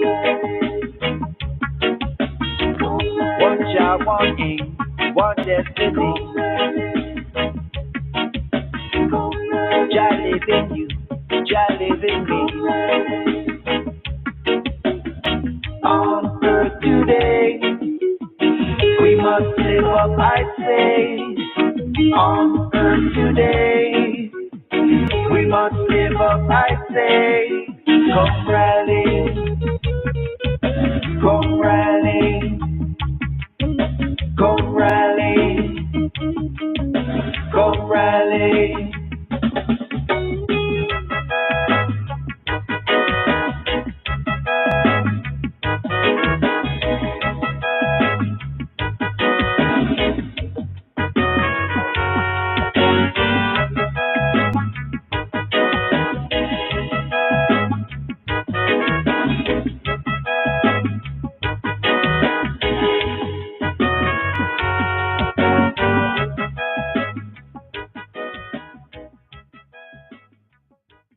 Yes. So right here. We have Zechariah reading right here. Day 1, Haftarah, prophets reading, Zechariah. Zechariah chapter 14.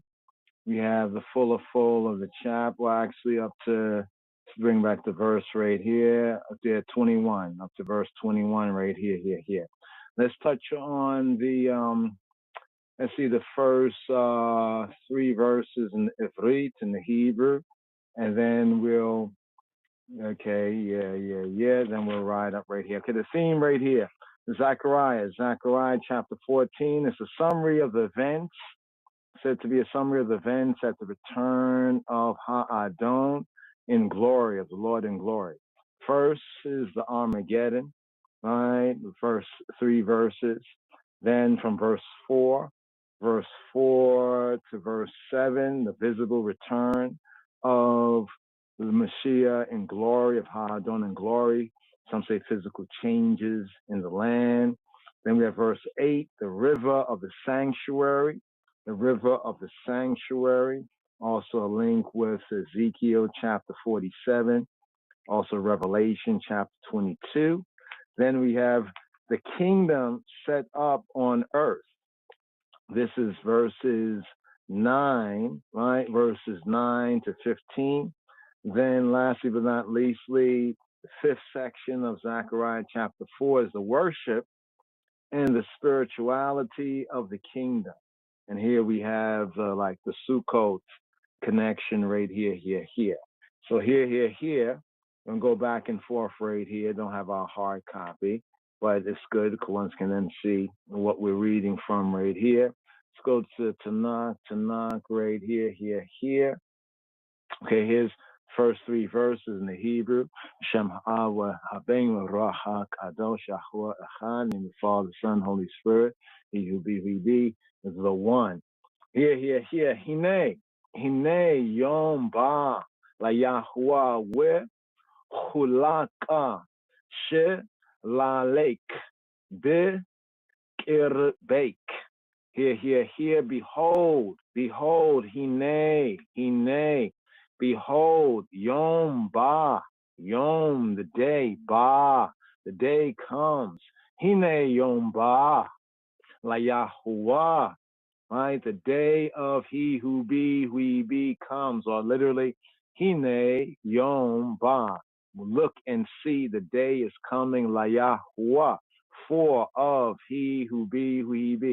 Let me do this right here. We're just going live on this right here. Let's compare verses so we can, here we do like with the Psalms right here. Behold, the day of Yahuwah cometh, and thy spoil shall be divided in the midst of thee. Hine Yom Ba La Yahuwah, where chulak, and divided, Shila Lake, the eye spoil, speaking to she. Where chulaka shilalek bik erbeik, in the midst of thee, in the midst of the eye. Here, verse 2, bait verse right here. Go with English first. I will gather all nations against Jerusalem, to battle, and the city shall be taken, and the houses rifled, and the woman ravished, and half of the city shall go into captivity, and the residue of the people shall not be cut off from the city.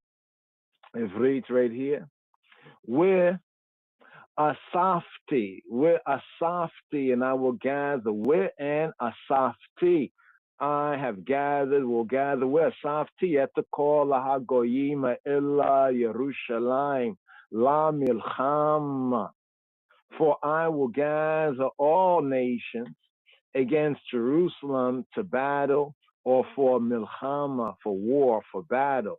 Where Asafti, at the call, Hagoyim, Ela Yerushalayim, La Milchama, where Nilikada,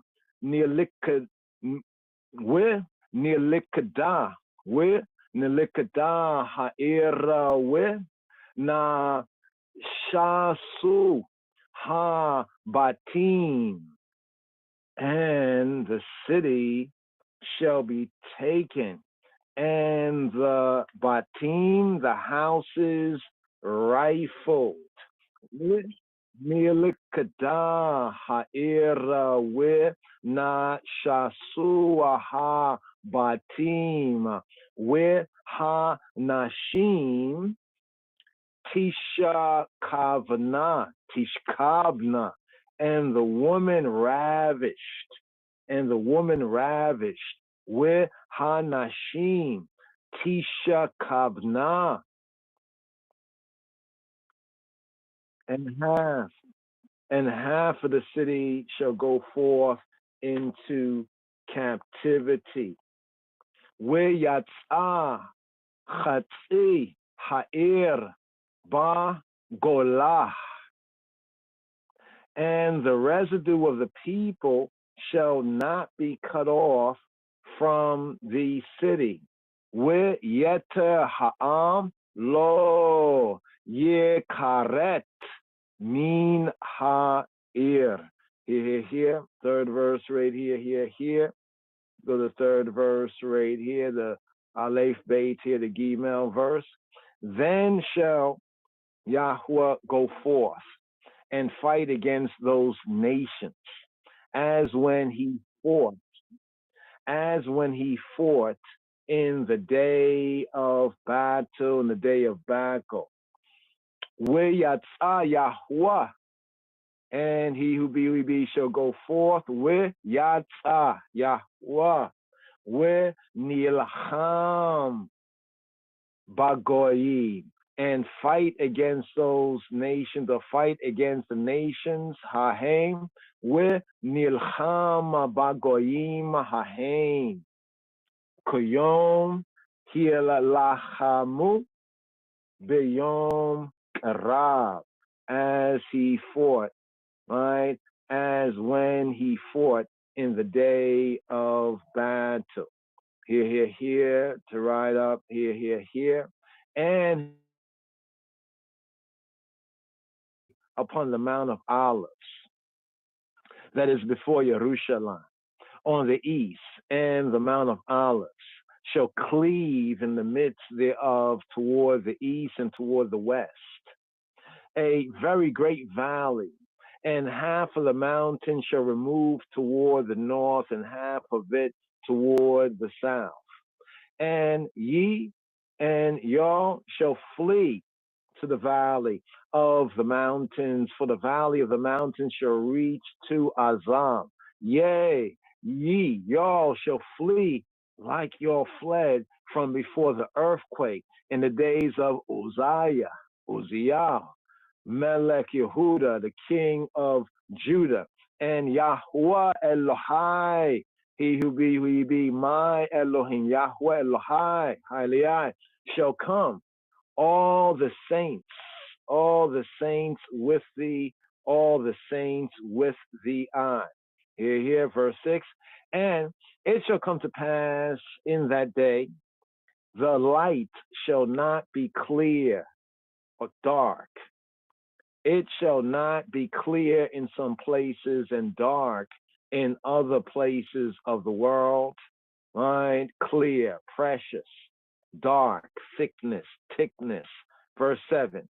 But it shall be one day that shall be known, La Yahweh, to he who be, not day nor night, but it shall come to pass at even time, it shall be light. The day shall be one. Here, verse 8, the river of the sanctuary. And it shall be in that day, living waters shall go out from Jerusalem, half of them toward the former sea, and half of them toward the hinder sea. In summer and in winter shall it be. Here, verse 9 to 15, the kingdom set up on the earth, on the earthly plane, the kingdom set up in the land.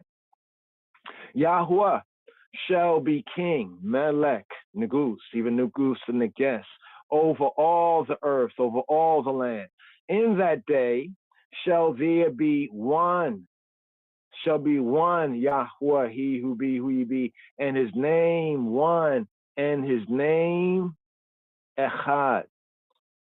All the land shall be turned as a plain from Geba to Rimmon, south of Jerusalem, and it shall be lifted up and inhabited in her place from Benjamin's gates, Benjamin Sha'ar, to the place of the first gate, to the corner gate, and the tower of Hananiel to the king's wine press. Here, verse 11. And men shall dwell in it, and there shall be no more utter destruction. But Jerusalem shall be safely inhabited, shall abide safely inhabited. Here, verse 12. And this shall be the plague wherewith Yahweh, he who be, will smite all the people that have fought against Jerusalem. Their flesh shall consume away while they stand upon their feet, and their eyes shall consume away in their holes, and their tongue shall consume away in their mouth. And it shall come to pass in that day a great tumult from Yahweh, from he who be, shall be among them. And they shall lay hold everyone on the hand of his neighbor, and his hand shall rise up against the hand of his neighbor. And Yehuda also shall fight at Jerusalem, and the wealth of all the heathen, all the goyim, all the nations, nationalities round about, shall be gathered together, gold and silver and apparel in great abundance. Here, verse 15. And so shall be the plague of the horse, of the mule, of the camel, and of the ass, and of all the beasts that shall be in these tents as this plague. Now here, the full, Zachariah, Zakar, the remembrance of Yah, Zachariah, the male. Zakar means male. Zakar as a noun means male. Zakar as a verb means remembrance. Zachariah, the remembrance of Yah, of he who be, of Jah, the Savior of Israel. Zachariah, the male of Yah. Here, this is the worship and spirituality, of the kingdom. And it shall come to pass, everyone that is left of all the nations, of all the goyim, all the heathen that came against Jerusalem, shall even go up, shall even aliyah, from year to year, from Shana to Shana, to worship haMelech, to worship the king, Yahweh Sabaoth, Jehovah of hosts of armies, and to keep the Feast of Tabernacles, and to keep Chag HaSukkot, the Feast of Tabernacles, of booths, of huts, of pavilions. Verse 17. And it shall be, whoso will not come up, whoso will not aliyah, make aliyah, come up, of the families of the earth to Jerusalem, to worship haMelech, Yahweh Sabaoth, to worship the king, he who be of armies of hosts, even upon them shall be no rain. And if the family of Mitzrayim, the family of the two lands of Tawi, ancient Egypt, go not up, don't make aliyah, and come not, that no, there shall be the plague wherewith Yahweh will smite the heathen, the Goyim, the Gentiles, the nations that come not up to keep the Chag HaSukkot, to keep the Feast of Tabernacles. Verse 19. And this shall be the punishment or the chet, this shall be the chatah, this shall be the lack, the sin, the forfeiture, the missing of the mark. This shall be the offense of Mitzrayim, of the Tawi, the two lands, and the punishment of all nations, of all the Goyim, of all the heathen, of all the pagans that come not up to keep the Chag HaSukkot, to keep the Feast of Tabernacles. In that day shall there be upon the bells of the horses holiness, Kodesh LaYahweh, set apartness to he who he be. And the pots of Yahweh, of he who he be's bite, of the Beta Yahweh, of the house of Jehovah, shall be like the bowls before the Mizbeach, shall be like the bowls before the altar. Now you see this right here, verse 20 again. In that day shall there be upon the bells of the horses. You see here the Hebrew brings out the sense of the bridles. Shall be upon the bridles of the horses, Kodesh, Kodesh, set apartness, La Yahweh, to he who he be, separateness to he who he be. And the pots of Yahweh's house shall be like the bowls before the Mizbeach, before the altar. Here, verse 21. Yea, every pot in Yerushalayim and in Yehuda shall be holiness, Kodesh, set apartness, La Yahweh, to he who he be, La Yahweh Sabaoth, to he who he be, of hosts of armies, Sabaoth. And all they that sacrifice shall come and take of them and seize therein. And in that day there shall be no more the Canaanite in the house of Yahweh Sabaoth, and there shall no more be the Canaani,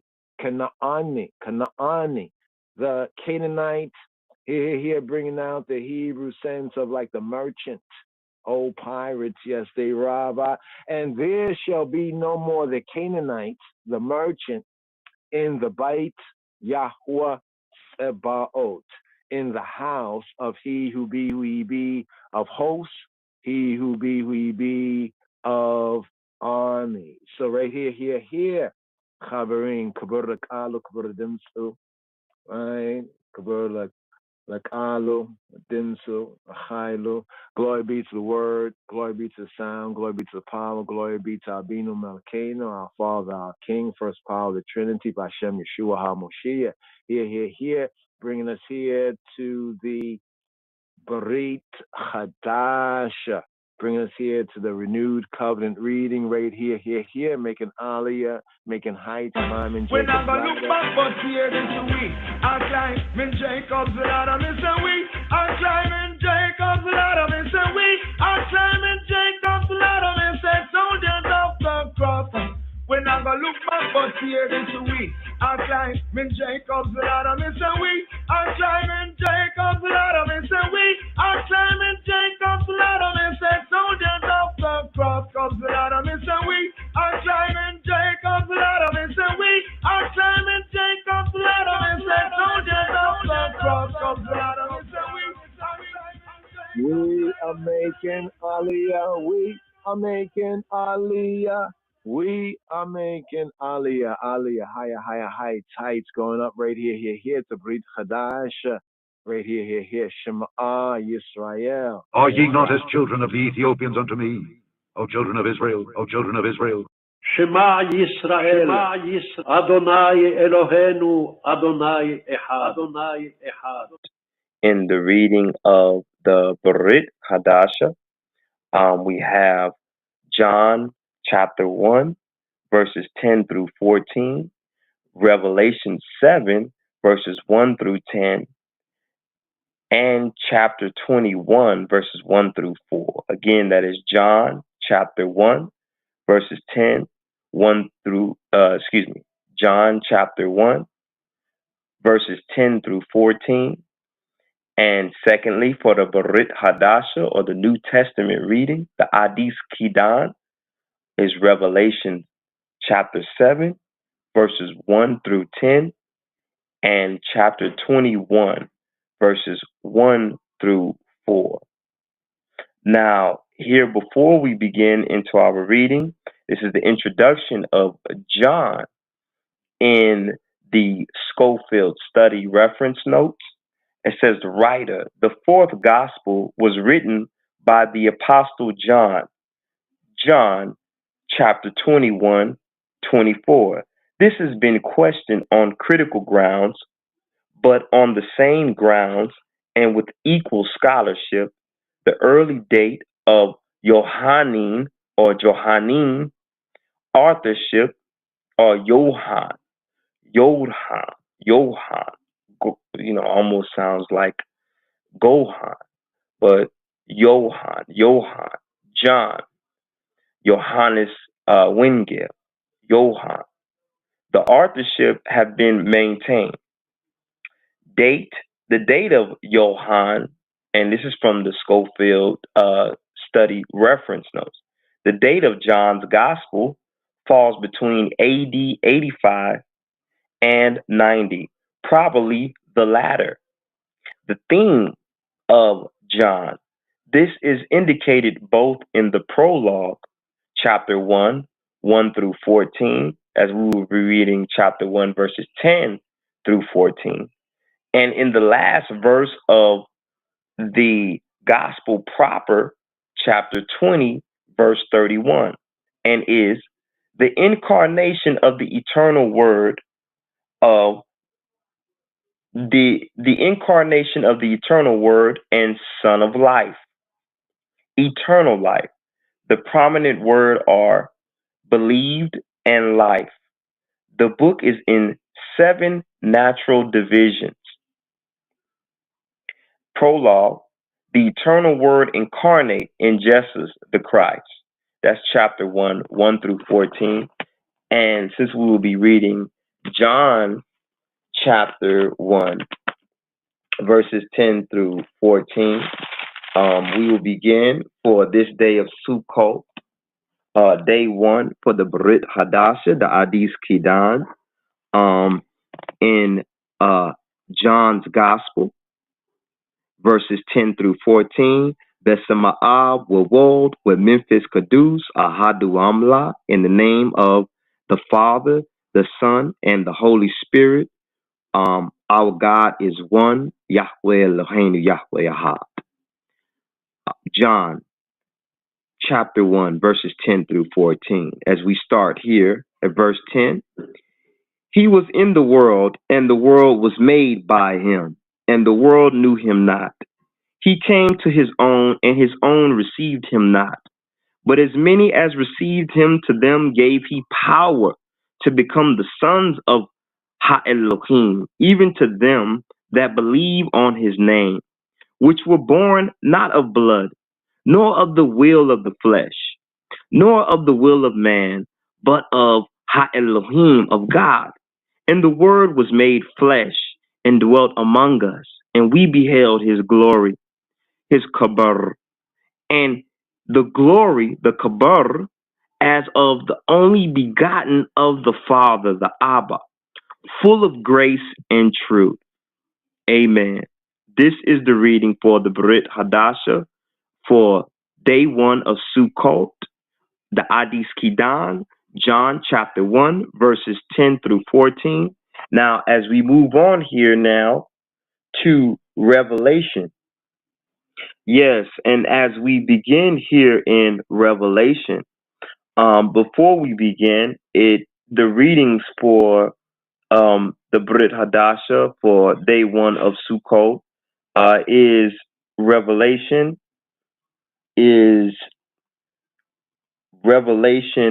chapter 7, verses 1 through 10, and also chapter 21, verses 1 through 4, And here in the Schofield reference notes for Revelation is one, we have the writer, the Apostle John. The date is said to be AD 96. The theme of Revelation is Jesus Christ presented in a threefold way: as to time, which is, and which was, and which is to come. That is chapter 1, verses 4. As to relationships, the churches, chapter 1, verses 9 through 3 and 22. And to the tribulation, chapter 4, verses 1 through 19 and 21. And to the kingdom, that is chapter 20, 1 through 22 and 21. In his offices, high priest, chapter 8, 3 through 6.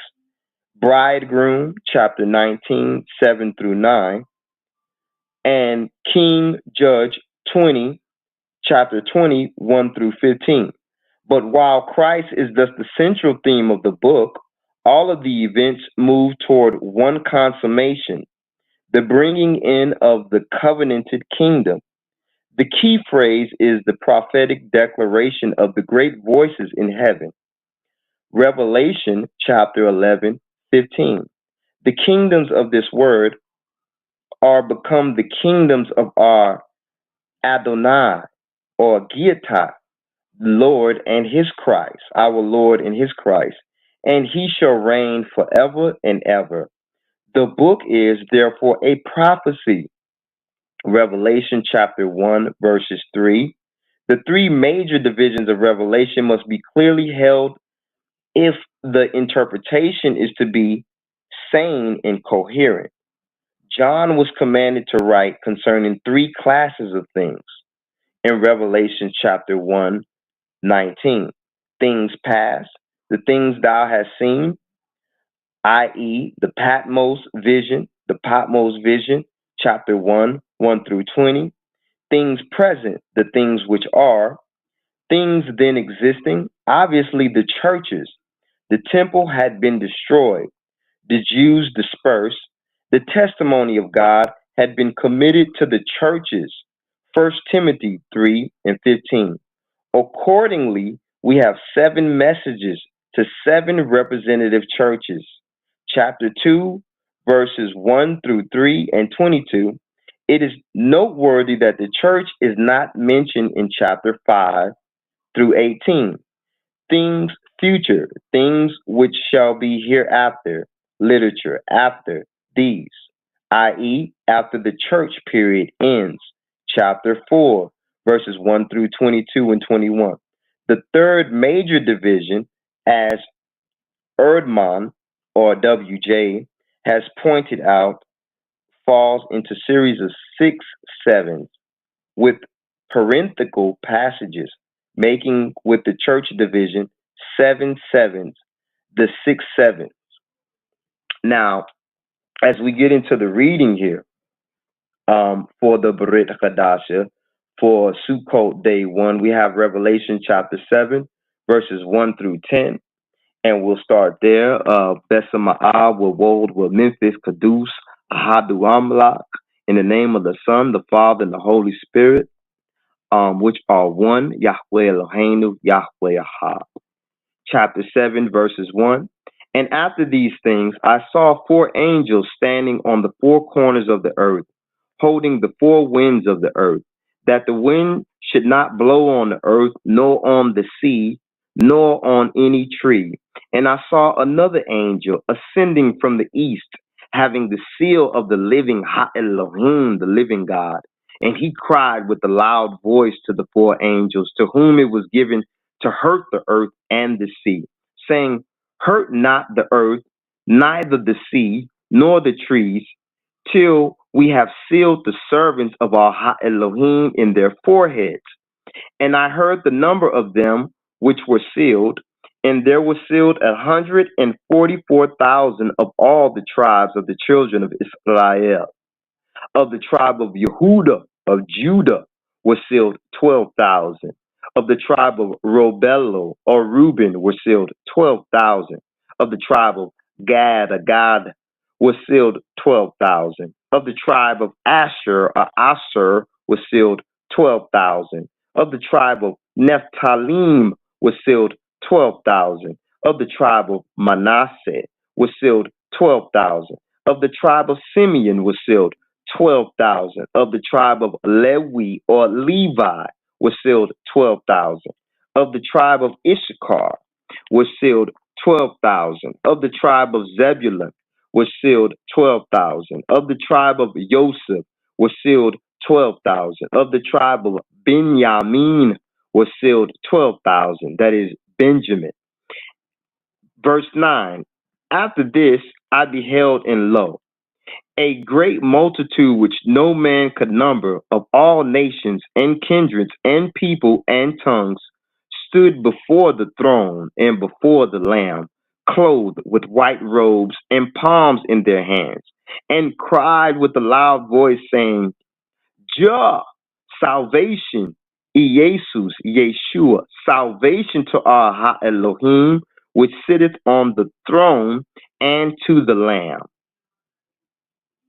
And this is our reading for Revelations chapter 7, verses 1 through 10. Now, as we continue on to chapter 21, verses 1 through 4, let us continue. Besama'ah Wawo with Memphis Kadus, Ahadu Amlak, in the name of the Son, the Father, and the Holy Spirit. Chapter 21, verses 1 through 4. And I saw a new heaven and a new earth, for the first heaven and the earth were passed away. For the first Slika, and I saw, beginning again, and I saw a new heaven and a new earth. For the first heaven and the first earth were passed away, and there was no more sea. And I, John, saw the holy city, New Jerusalem, coming down from Ha-Elohim, God, out of Semayawi, out of the heavens, out of the Shemayim, prepared as a bride adorned for her husband. And I heard a great voice out of the Shemayim, out of the heavens, saying, Behold, the tabernacle of Ha-Elohim, of God, is with men, and he will dwell with them, and they shall be his people, and Ha-Elohim, God himself, shall be with them and be their God. Verse 4, and Ha-Elohim shall wipe away all tears from their eyes, and there shall be no more death, neither sorrow, neither crying, neither shall there be any more pain, for the former things are passed away. And this is the reading for Revelations, for the Brit Hadasha, for Revelations chapter 21, verses 1 through 4. And we give thanks to all in the name of the Son, the Father, and the Holy Spirit. As we end, Kabar Lakalu, Kabar Ladimsu, Kabar Lahailu, Kabar Lakedamawi, Haile Selassie, Beshem Yeshua, HaMoshiach. Glory to the Word, glory to the sound, glory to the power, glory to the first power of the Trinity, in the name of Jesus Christ, Jesus Christus. Amen. Amen.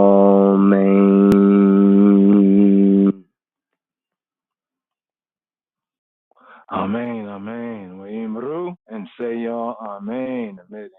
We have fulfilled all. Praise be to Mesken, Xavier Mesken, Jesus Christos, Jesus Christos, Jesus Christos, Jesus Christos, Jesus Christos.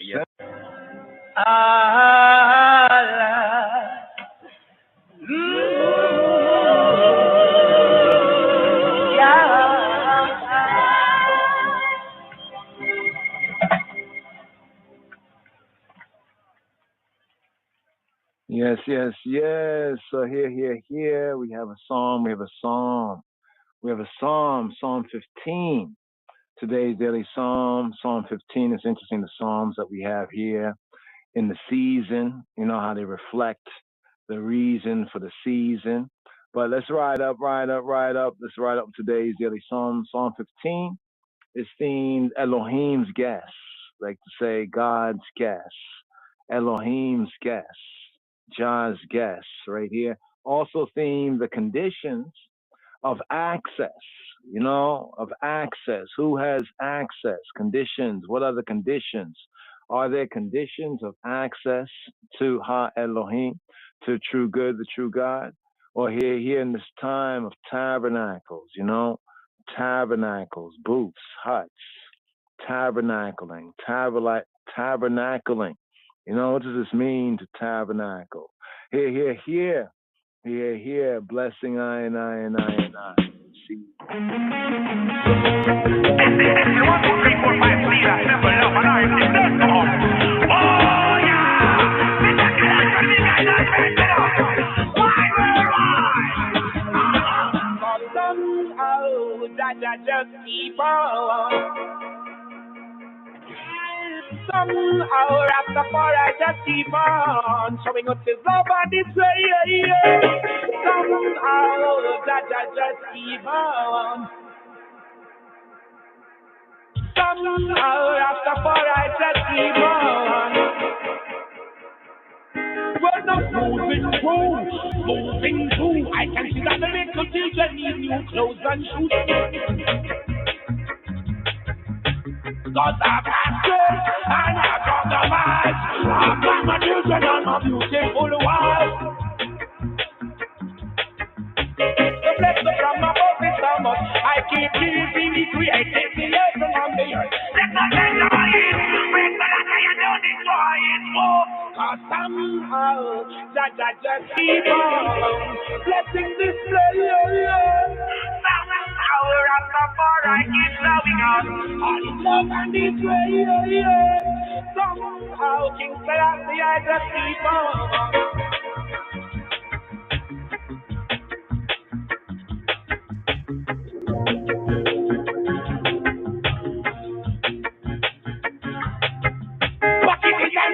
Still we can work something out. Don't know where the next step coming from yet. We've got lyrics jumping out. The people that over that keep on helping out.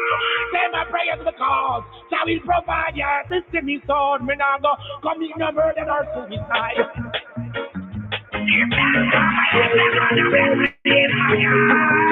Oh yeah, don't do the pride. You got to open up your eyes. Never you go this fight. Just keep on. Somehow Rastafari keep on showing up. It's not that this way. Somehow just keep on blessing our place. Yeah. Oh yeah. Hey.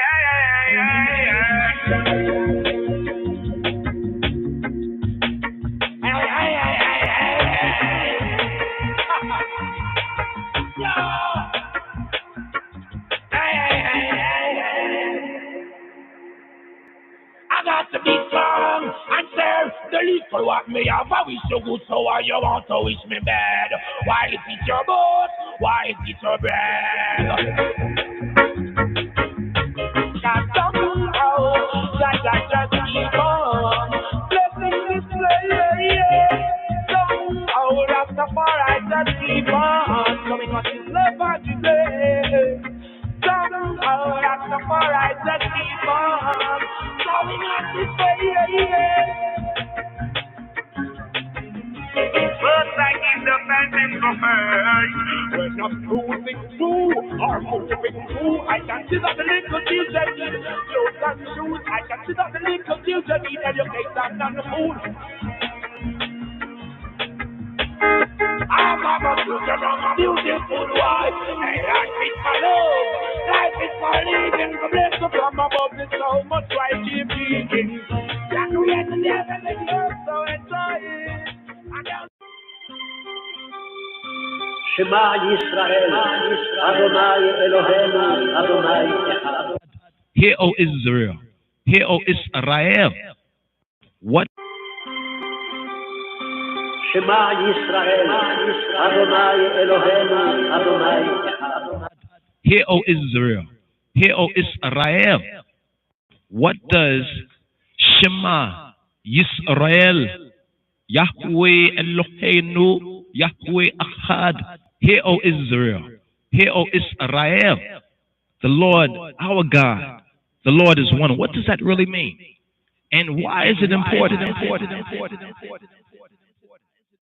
So right here, today's daily psalm really resonates here with the reason for the season. Here we have Psalm 15, Hebraically, alphanumerically, Tetwav, Psalm 15, Psalm XV, Psalm 15, Hebraically, Tetwav. Now, what's interesting is that, some of the Hebrew, like letters or numbers, like Tate is the ninth letter of the Hebrew alphabet, and Wow is actually 16th. But if we were to use the Yod, Hey, it would be Yah. So to avoid profanation of the name in the Hebrew, using of the letters alphanumerically, it kind of skips steps where by putting the letters would kind of like enunciate the name Yah, we avoid that. So therefore it's not kind of consistent there. One might notice that if they didn't pay attention to it. But Mizmor, Tate is actually the ninth letter, and Wow is the sixth letter. Right? So it's like 9-6 instead of literally Yod Hey. Because Yod Hey comes to like Yah, right? So here, Mizmor Tetwav, modern Hebrew Tetvav, Tetvav. Here we have Psalm 15, Chaverim. Psalm 15, let's just bring this up right here on the board. Okay, here. It's called Elohim's Guest, or God's Guest, Yahweh's Guest, Jehovah's Guest. Also themed right here. Bring back the commentary. Let's go back over here. Where we going? What's going on right here? Okay, here we go.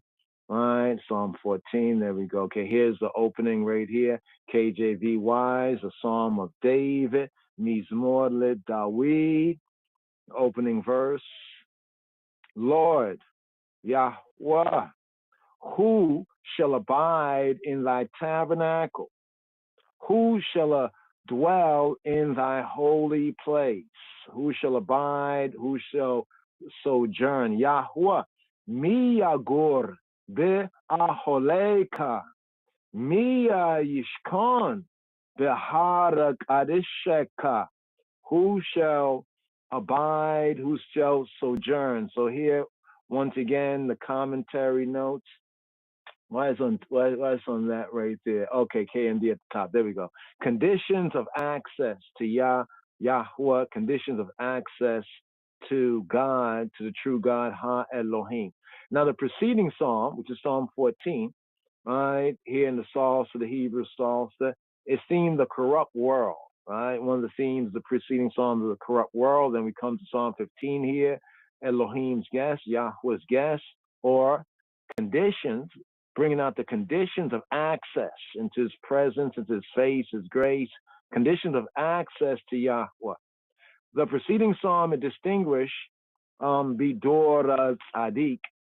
Dor Tzadik, the Hebrew letters Dor, generation, Tzadik, a righteous generation, Dor Tzadik, from the mass of the universal corruption, and clothes with a longing for the salvation, the Yeshua, the salvation out of Zion. Last verse of Psalm 14, it says, oh, that the salvation of Yisrael were come out of Zion. Or in the Hebrew, mi yitain mi Sion, Yeshuat Yisrael. Me, who? Me, in Hebrew, me, Mame and Yod, me, right, is to say who? Me, Yatain from Natan.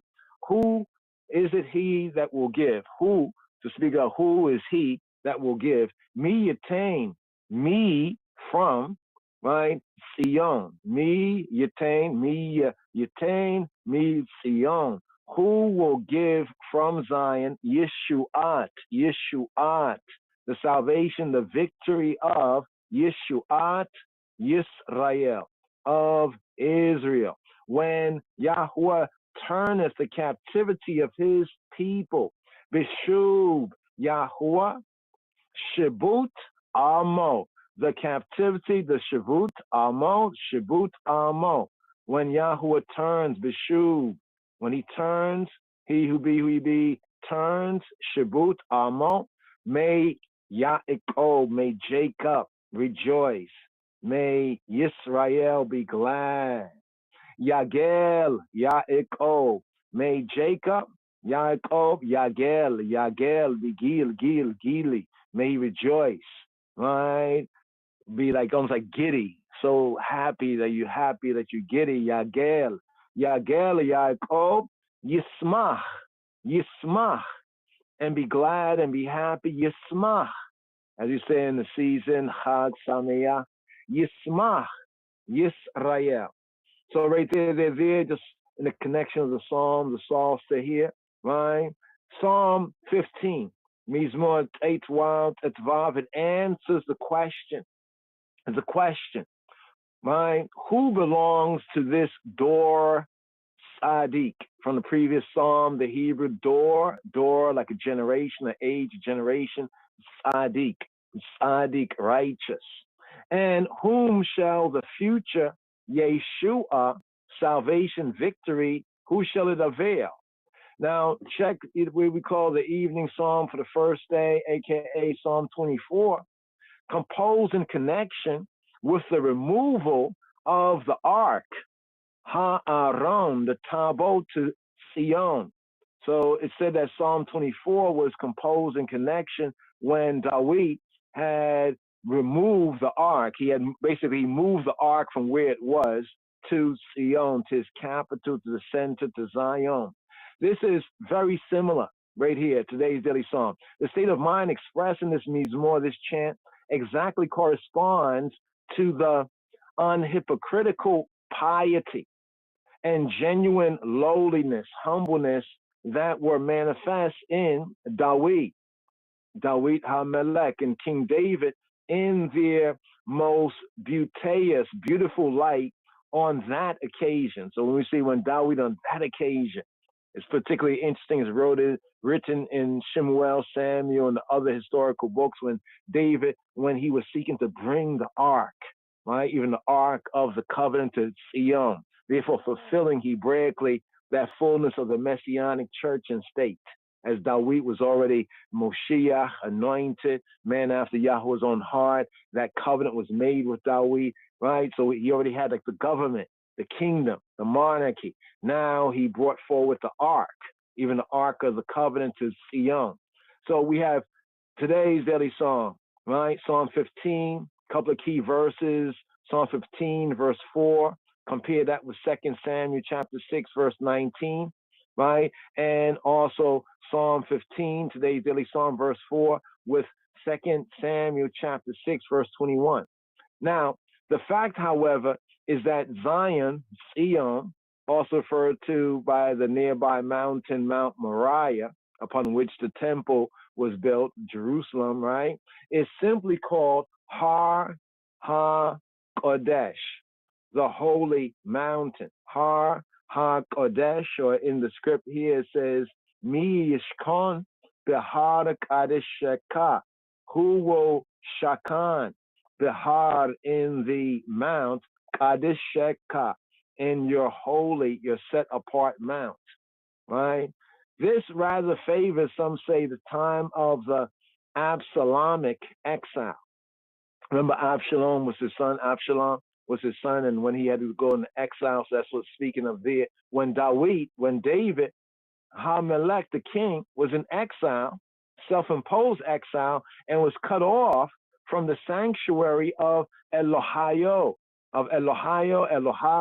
of his Elohim, whilst it was in the possession of men, the very opposite that are those described in the Psalm. So a little interesting note for the Talmudim, the fellow disciples, you'll notice that David went into exile, right? And the sanctuary was left behind in the possession of men who were in violation of these conditions that we find in today's daily psalm. Little psalm, 5 verses, but very, very important.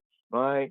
So Psalm 4, around about verse 6, goes into that. That was a psalm composed around that same time. Look more here. Nothing can be maintained with any certainty, some say, except that the psalm assumes the elevation, the aliyah, the going up, the height of Sion, to the special designation of the holy mountain. So now Zion, Sion, right, is elevated to the designation of the holy mountain, and the removal of the ark from where it was to the Ohel. That word there, the Ohel, is a tent that was erected there. So David removed the ark, it was at Shiloh, Gibeon, and then it was in the house of Obed Edom for some time. And then when David heard that the house of Obed Edom was being blessed, he consulted the priest and found out what he had done wrong, what was not done according to what was written. The reason why Uzzah got struck and breached and everything, and David was afraid to bring the ark up to him, right? And said, "Oh, when will you come to I?" And then he learned that, well, the ark cannot be put on a donkey cart. You know what I'm saying? It had to be on the shoulders of the priest, right? And this is where David now brings it forward in what Psalm 24 is speaking about, just to give you a context. But 2 Samuel chapter 6, verse 17, more on today's daily psalm. And then we have in Yeshaya, Isaiah the prophet, chapter 33, verses 13 to 16, is a fine variation of this song, right? A fine variation of this song.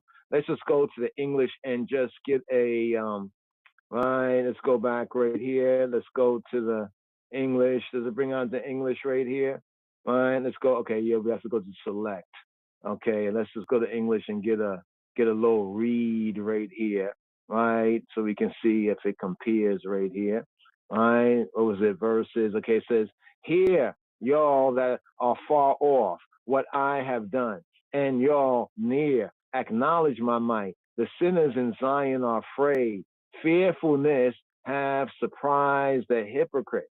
The Hanef, some people say they're Hanif, and other people's so-called religion. Well, to the Hebrews, the Hanif is the hypocrite, right? The surprise, the hypocrites. Who among us shall dwell with a devouring fire, with the fire that the Aish Okla, the fire that eats, the eating fire?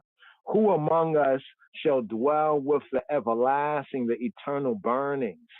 He that walketh righteously and speaketh uprightly, he that despiseth the gain of oppressions, of downpressions, of the mashaka,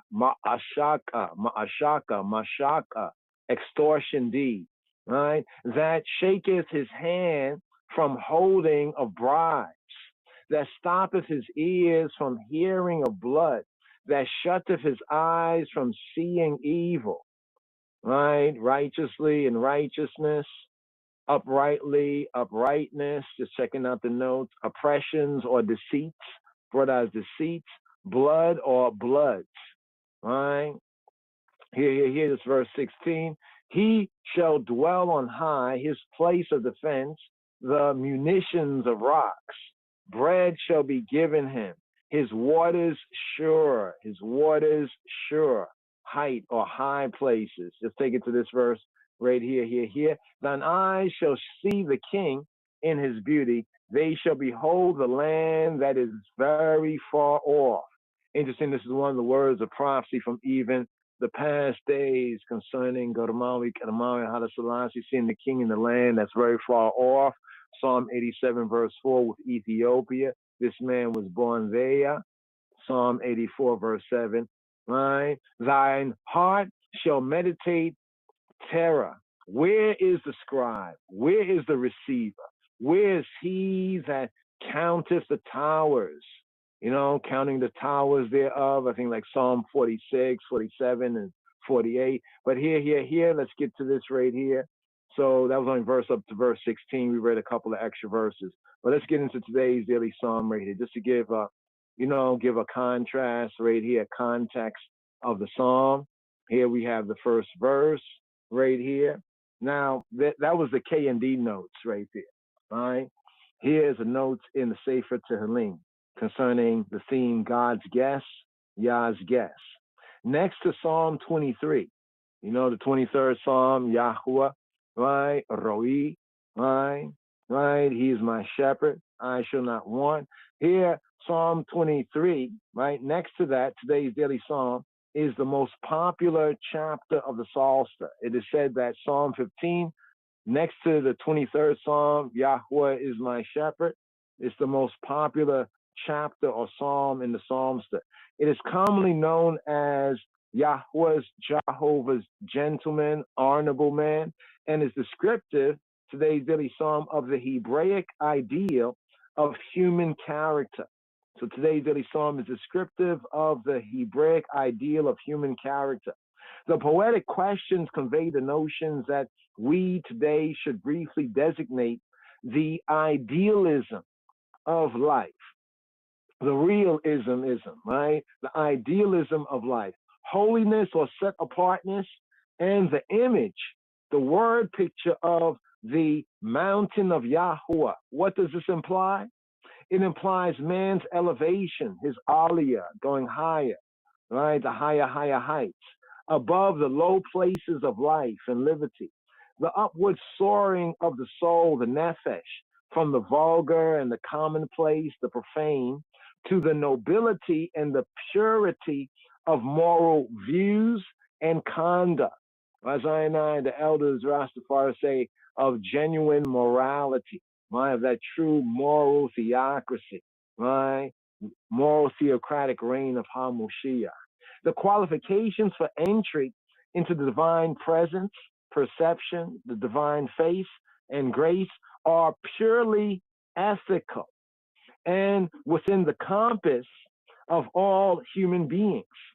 The ancient teaching remarked that the 613 commandments, what's said to be the 613 commandments, of the Pentateuch, the 5 books of Moshe, they are summarized in this psalm right here. Mizmor Eitwal, the 15th Psalm, meaning that their moral purpose in today's daily psalm is crystallized, right? Crystallized, realized. Psalm 15. Lord, who shall abide in thy tabernacle? Who shall dwell in thy holy hill? He that walketh uprightly and worketh righteousness and speaketh the truth in his heart. He that backbiteth not with his tongue, nor doeth evil to his neighbor, nor taketh up a reproach against his neighbor, in whose eyes a vile person is contemned, but he honoureth them that fear the Lord. He that sweareth to his own hurt, and changeth not. He that putteth not out his money to usury, nor taketh reward against the innocent.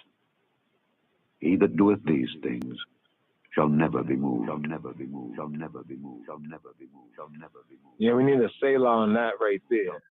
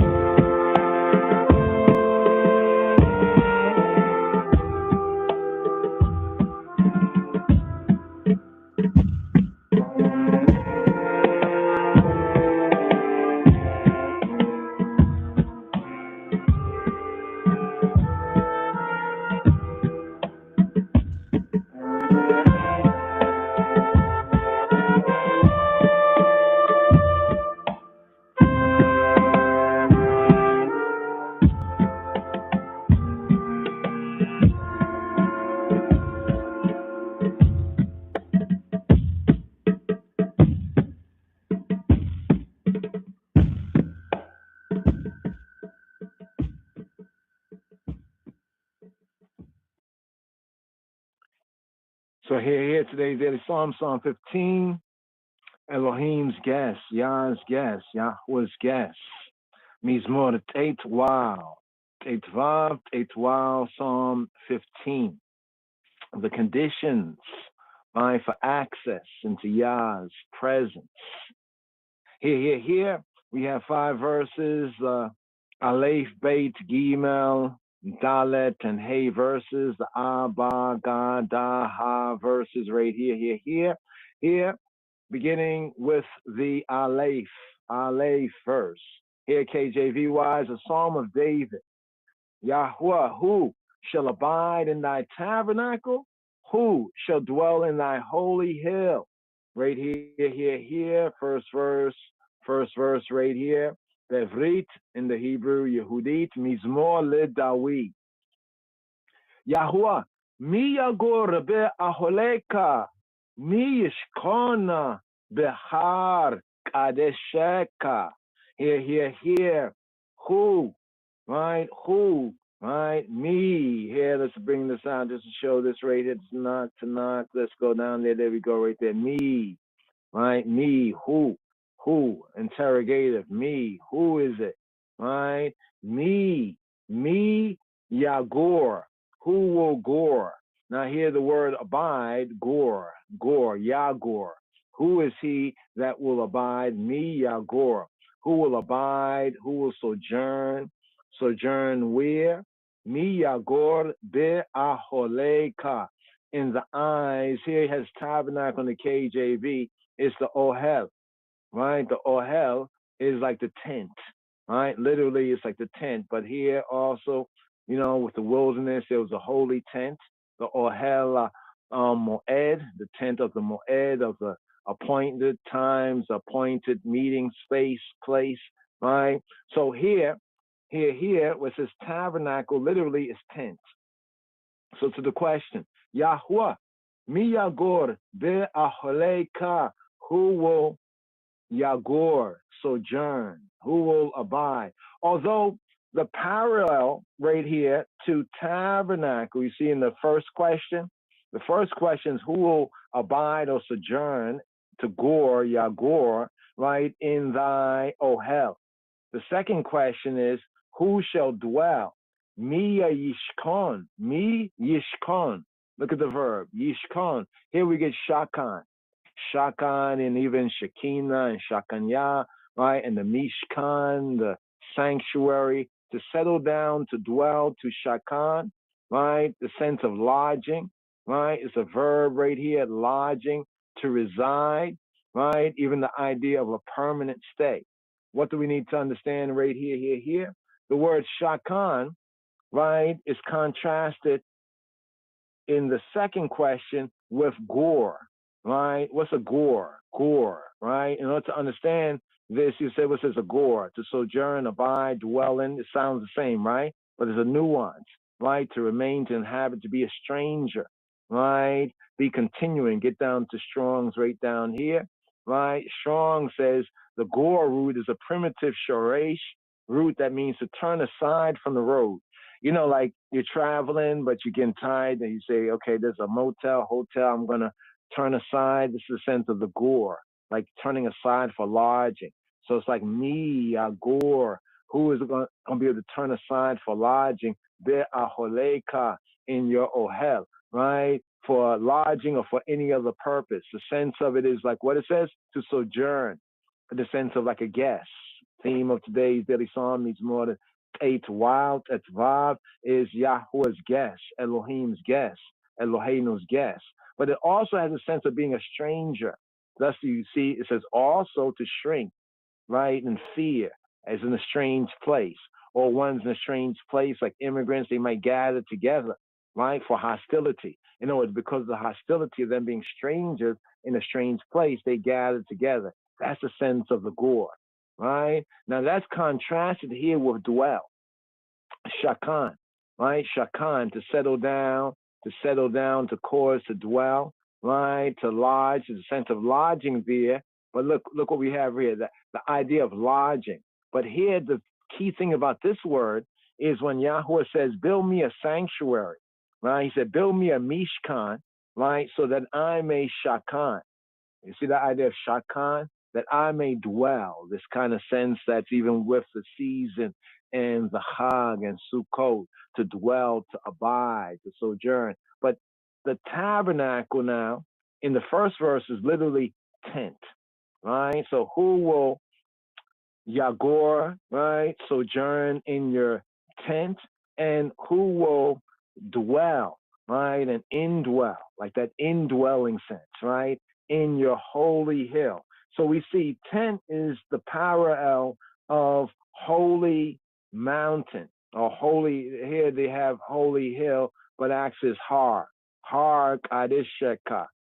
Hill, mountain, we get into that detail, but elsewhere sometimes brought out as mountain, right? Now, what does it suggest? This suggests that the temporary sanctuary in Jerusalem before the construction of the temple. Remember, this is a Psalm of David. David took the ark, right, and he didn't build a whole big courtyard or whatever, but he put it in a tent. All right, this is the only item from, we say, the tabernacle, the main item. He put it in the tent, right? So that temporary sanctuary that was in Jerusalem was there before the construction of the Heikal, talking about the stone temple, the Beit Mikdash. So it is preferable to understand both of these terms in a more of a metaphorical, or according to the Hebrew, two truths, not just literally, right? Why? Why can't we understand this literally? Because when the worshiper went to Jerusalem in the 3 times in a year, right, the worshiper did not sojourn or dwell in the Kodesh, in the holy place. The meaning, therefore, is who is qualified to have access to thy face, to thy presence, to thy perception, and therefore to enjoy communion, right? Communion with thee. Right? Communion with thee. Remember, it says that David was a man after Yahweh's own heart. So even in this Old Testament psalm, he's speaking Brit Hadasha, right here. But this question that he asks is bringing out the qualifications, asking, well, who? Who is it? Right? Mizmor le Dawi, Yahuwah, mi yagor be'aholeka, mi yishkon behar kadesheka. Here, bringing us to the bait. Right, to the bait verse, the second verse right here, right, to the second verse right here, to the answer now. So those 2 questions, if we read it as a question, here is the beginning of the answer. He that walketh uprightly and worketh righteousness and speaketh the truth in his heart. Here the Hebrew, Holek Tamim, Holek, right? Meaning that he halak, he has a good halakha, right? In other words, how he walk it out, how he proceeds, right? His manner of life, his manner of liberty, the way he goes about. This is with the root of the halakha, right? So halakha is, somebody say, oh, halakha, that's Yiddish. No, what you said is foolish. That's Hebrew. To halak. You see how David is bringing out the root sense of the halakha, the walk, right? He says holek, one who walks, he who walks. Holek tamim, he who walks tamim. What is tamim? Tamim is complete, is whole, entire, helpful.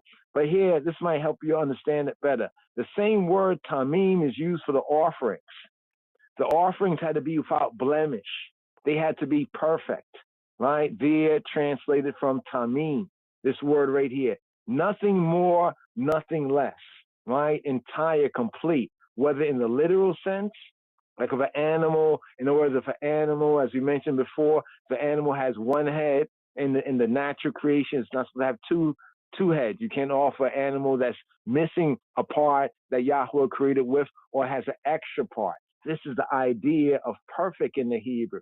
Entire. Literally, figuratively, or here, morally. As a noun, it's like integrity and truth. But you see where one of the meanings of this word is perfect. So if you say nothing is perfect, that's not true Hebraically, right? That's only true according to the Gentiles, the nations. But we know what's up with the nations, don't we?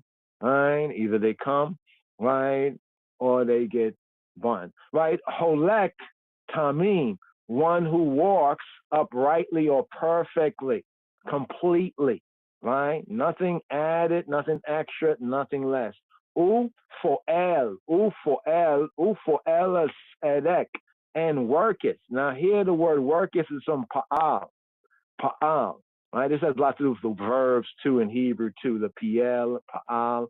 But pa'al, in the sense of fo'el, pa'al, fa'al, po'el, is to do, but this is to do in the sense of what it says here, to do or make systematically or habitually, right? There's two words, like basic words for like to do. One is asa and one is pa'al or fa'al. Here we have the sense of worketh or doeth righteousness, right? So what distinguishes the asa do from the fa'al do, right? Here is the fo'al, right? Fo'el tzedek is one who systematically and habitually does. See, asa, like when Yahweh made the heavens and earth, he uses the word asa. That means he did it, he made it, he worked it, right? Right? That time, right? To be continually, right, in operation for as long as he allows it to continue. But this sense of do is systemically. So what it's actually saying to us is that he who walketh, he who walketh goes about his business in a complete sense, right? And like in an unblemished sense, right? In a perfect sense. And worketh righteousness, not like accidentally he did something righteous. No, it is his systematic practice, habitual sense of righteousness. Ufoel tzedek. Ufoel, he does systematically, habitually justice, what is right. Makes it a practice. I said practice makes what? Here people say nothing's perfect, but I thought practice makes what? Perfect. So practice makes perfect. How you say nothing's perfect? If you say nothing's perfect and nobody's perfect, that means nobody's practicing. But the psalm here is for us to practice, to walk it out. Holek tamima ufoel tzedek vidober, dober, and speaketh, and dabar, right? And it's a speaker, right? Dabar, right? To speak. Dober in Hebrew is the speaker, with dober, and speaketh is like a speaker of amet, is a speaker of what? Speaketh the truth, or speaketh truth, right? Firmness, faithfulness, truthfulness, right? Truthfulness, right? Truth is stability, figuratively, truth, certainty, that which is trustworthy. That which is trustworthy must be truthworthy. So he is a speaker with dober emet, be levavo, be in lebabo. Speaking the truth in his mind, in his heart, in his lebab, be lebabo, in his midst, in his center, in his inclination, right? See, not just speaking the truth outwardly, right, but really speaking the truth inwardly, right? That means he's going to do the right outwardly, right? Right, the appetites, emotions, right, at the core of one's being, right? Their passions, their courage, in their center, in their heart, right here. So here we have this verse, the bait verse. Holeka tamimu foela sedeka widobere meta bil babo. Here, he that walketh uprightly and works habitually as a practice, like to say practice rightness, right choiceness, righteousness, and speaketh the truth, right? The truth, that which is truthful, trustful, firm in his heart. Walketh uprightly. Let's break it down. So in this verse is a threefold, is a three-part. The first part right here, these two words read from right to left, holek tamim, walketh uprightly. The same word occurs when Yahweh Eloheinu exhorted, and his exhortation, his build up to Abraham. What did Yahweh Eloheinu say to Abraham, Abinu Abraham? In Bereshit, in Genesis chapter 17 and 1, Yahweh said to Abraham, walk, trod, halak, to the halak of before I, walk it out, and be thou wholehearted. Or some translation brings out the sense of be thou perfect. Be thou what? Be thou what? Tamim. Tamim, whole, complete, entire, right? What is complete? Entirely in accord with truth or fact, right? Entire morally, right? Why would he tell us to walk uprightly, to walk perfectly, right? If nobody could, just because nobody does, right, doesn't mean that nobody can do, right? So that whole idea about the perfect, right? It says, "Be thou wholehearted." In the Hebrew, that's the tamim there. Be thou perfect without a moral blemish, right? Without a moral blemish. And if they said that practice makes perfect, that brings us to the second point right here, where it says, "Ooh," and, right, for el, and does or works, tzedek, works righteousness, that which is right. But remember what we're saying about this word work is, right? Fa'al, the root. Bring it down here again. You see, it's not just to do or to make. We have another word to do or to make. So you can use this word or that word. But this word being chosen from the fa'al sense in fo'el as tzedek, is one who is a doer, a worker systematically, right? Systematically. And here habitually, right? You see what it says, express, especially to do what? To practice. To practice. If we practice what is right choiceness, the right choice, the righteousness, that which is just, right, we will come to the perfection of it. Check. And ones who say, no, nothing perfect, they just doing Satan's, bidding. That's just the devil's stuff. Otherwise, why would Messiah says, be perfect as our Father in heaven is perfect if it was not possible? Right? If nobody's perfecting, nobody's practicing. Bring us to the second point, fo'el is tzedek, practicing righteousness. This is an all-embracing term. The term tzedek, as we say, Melchizedek, Malachias tzedek, justness, what is right, right? What is just, right? It says what is normal. Put a little question mark around that. But rightness, justness. Now notice what it says in weights and measures. See, a lot of people, they say, oh, when they think of righteousness, they're thinking like on this moral and this kind of like philosophical thing.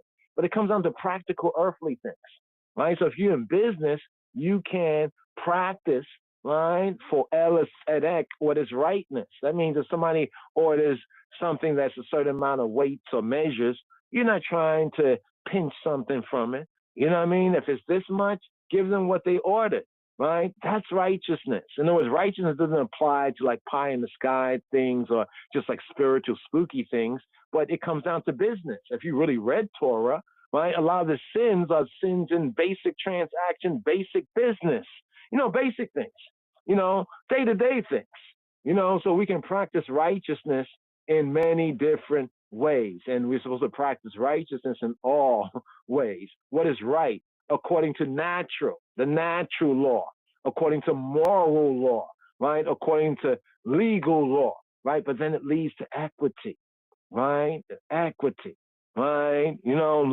Love your brother, right, as yourself. Well, if you're cheating your brother, you don't love you see what's going on right there? And therefore, you see the next one figuratively says prosperity, right? Prosperity. You know what I mean? Like, how can one have crops if they don't farm the land? And if you farm the land, you have to keep to some regular practice, right? That's the only thing that's going to bring the crops forward. Lastly, but not leastly, right here, all-embracing term for honest, straightforward dealing and ethically right. Truth in his heart. You see, it didn't say like, oh, well, you have to speak the truth in your mouth. Some say, I like when I hear people speak the truth. I'm beginning to like when people speak the truth in their heart. Because they speaking the truth in their heart, guess what? It's going to be hard for them to tell you a lie. Check. Truth in his heart, right? Truth in his heart. Right here. These are qualifications. Answering the opening question, with dober emet be levavo, right? Unlike those with a double heart.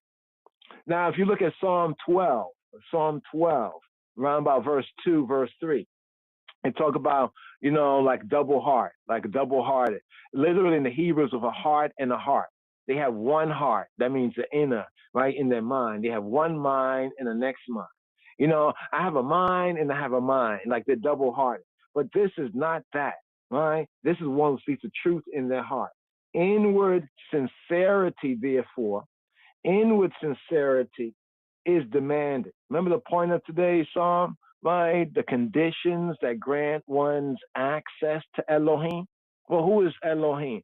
Our Elohim, right? The Elohim of Yeshua HaMoshiach, right? The Elohim, his Elohim, our Elohim, his Father, our Father. Well, Robenu says he is spirit, right? And we must worship him in spirit and in truth.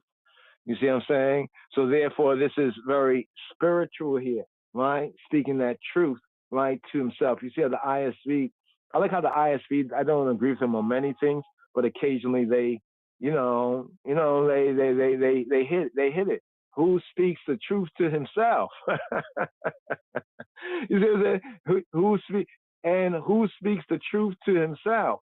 This is a kind of a good way of bringing out the Hebrew idiom, right? The Hebrew idiom that we have. Dober emet bi lebabo, in his heart to himself. So here the bait verse, right? The second verse, now to the Gimel. Abaga, or Aleph, bait, Gimel. The Gimel verse right here, right? Now notice the italicized words are not there, right? Backbiteth not. So it's still going on. One who, it's like the Hebrew says, like one who backbiteth not with his tongue, nor doeth evil, nor one who does evil to his neighbor, nor one who takes up a reproach against his neighbor. Here, let's check out the note right here. Taketh, receiveth, or endureth. Let's check out the Hebrew here. It says, Lo ragal ala lishono. Lo ragal. There's no ragal, right? Al lishono, on his tongue. Lo asa. Like that's a word to do, to make up, pointing out from the other verse. Asa. Lo asa. And not do, and he don't do. Li re'ehu, to his neighbor, rah. He don't do rah. That which is hurtful, evil, harmful, bad, disagreeable to his neighbor. With cherpa, right? Cherpa, right? Lo nasa. And as for reproach, cherpa, lo, not nasa. He don't lift up a reproach all upon karobo, upon the near one to him. You see what they say, the word neighbor, karob in Hebrew means near. Karobo is to say like one near to him, karobo, right? One who is karob to him, right? A personal relationship, like a kinsperson, right? A near person, right? Here. This further gives us qualification. The first one is brought out in the KJV as backbiteth not. Backbiteth, raga. The Hebrew says, lo raga. Lo, not raga. What does ragal mean? Raga, right? Ragal means to go on foot. Remember the Shalosh Regalim, the 3 pilgrim festivals, Shalosh Regalim, the regel is the foot, right? Regel is the foot, but ragal is the verb, like to go on foot, ragal, to go on foot, or he went on foot, ragal. He spied out, he footed it, he go about, he walk about, he move his feet. But a secondary sense of this, that's a literal sense, right? But in this context, it would be a talebearer. He's going over here, like he's walking over here, chat, slandering, he's going about. You see the PL sense is to go about, like to slander, right? And to go about as an explorer. Literally, it could be just, you just tried it, right? But the context here in the Hebrew, right? Let's bring it up to Strong's. To walk along. Literally, ragal means to walk along, right? But only in specific applications. In some cases, to recognize Reconnaître. Okay, that's like to do reconnaissance, that French word, right? And to be a talebearer. Now, the Hebrew sense is a nuance. So literally it's to walk about, right? But in this context, it's like to walk about. You spreading lies over here, you spreading lies over there. You jumping on this body platform and you busybody lie. Then you jump over here. You know, you're just walking all about the place, right? So here it says, lo, not. So the qualification, one who can enter in, is one who doesn't ragal al lishono. So the Hebrew sense is lo ragal, right? He doesn't go about as a talebearer all, right? Lishono, right? It doesn't say not with his tongue. In Hebrew, it's like he doesn't go about on his tongue. He don't walk on his tongue. It's interesting. It's an interesting sense in the Hebrew. The Hebrew is lo ragal al lishono.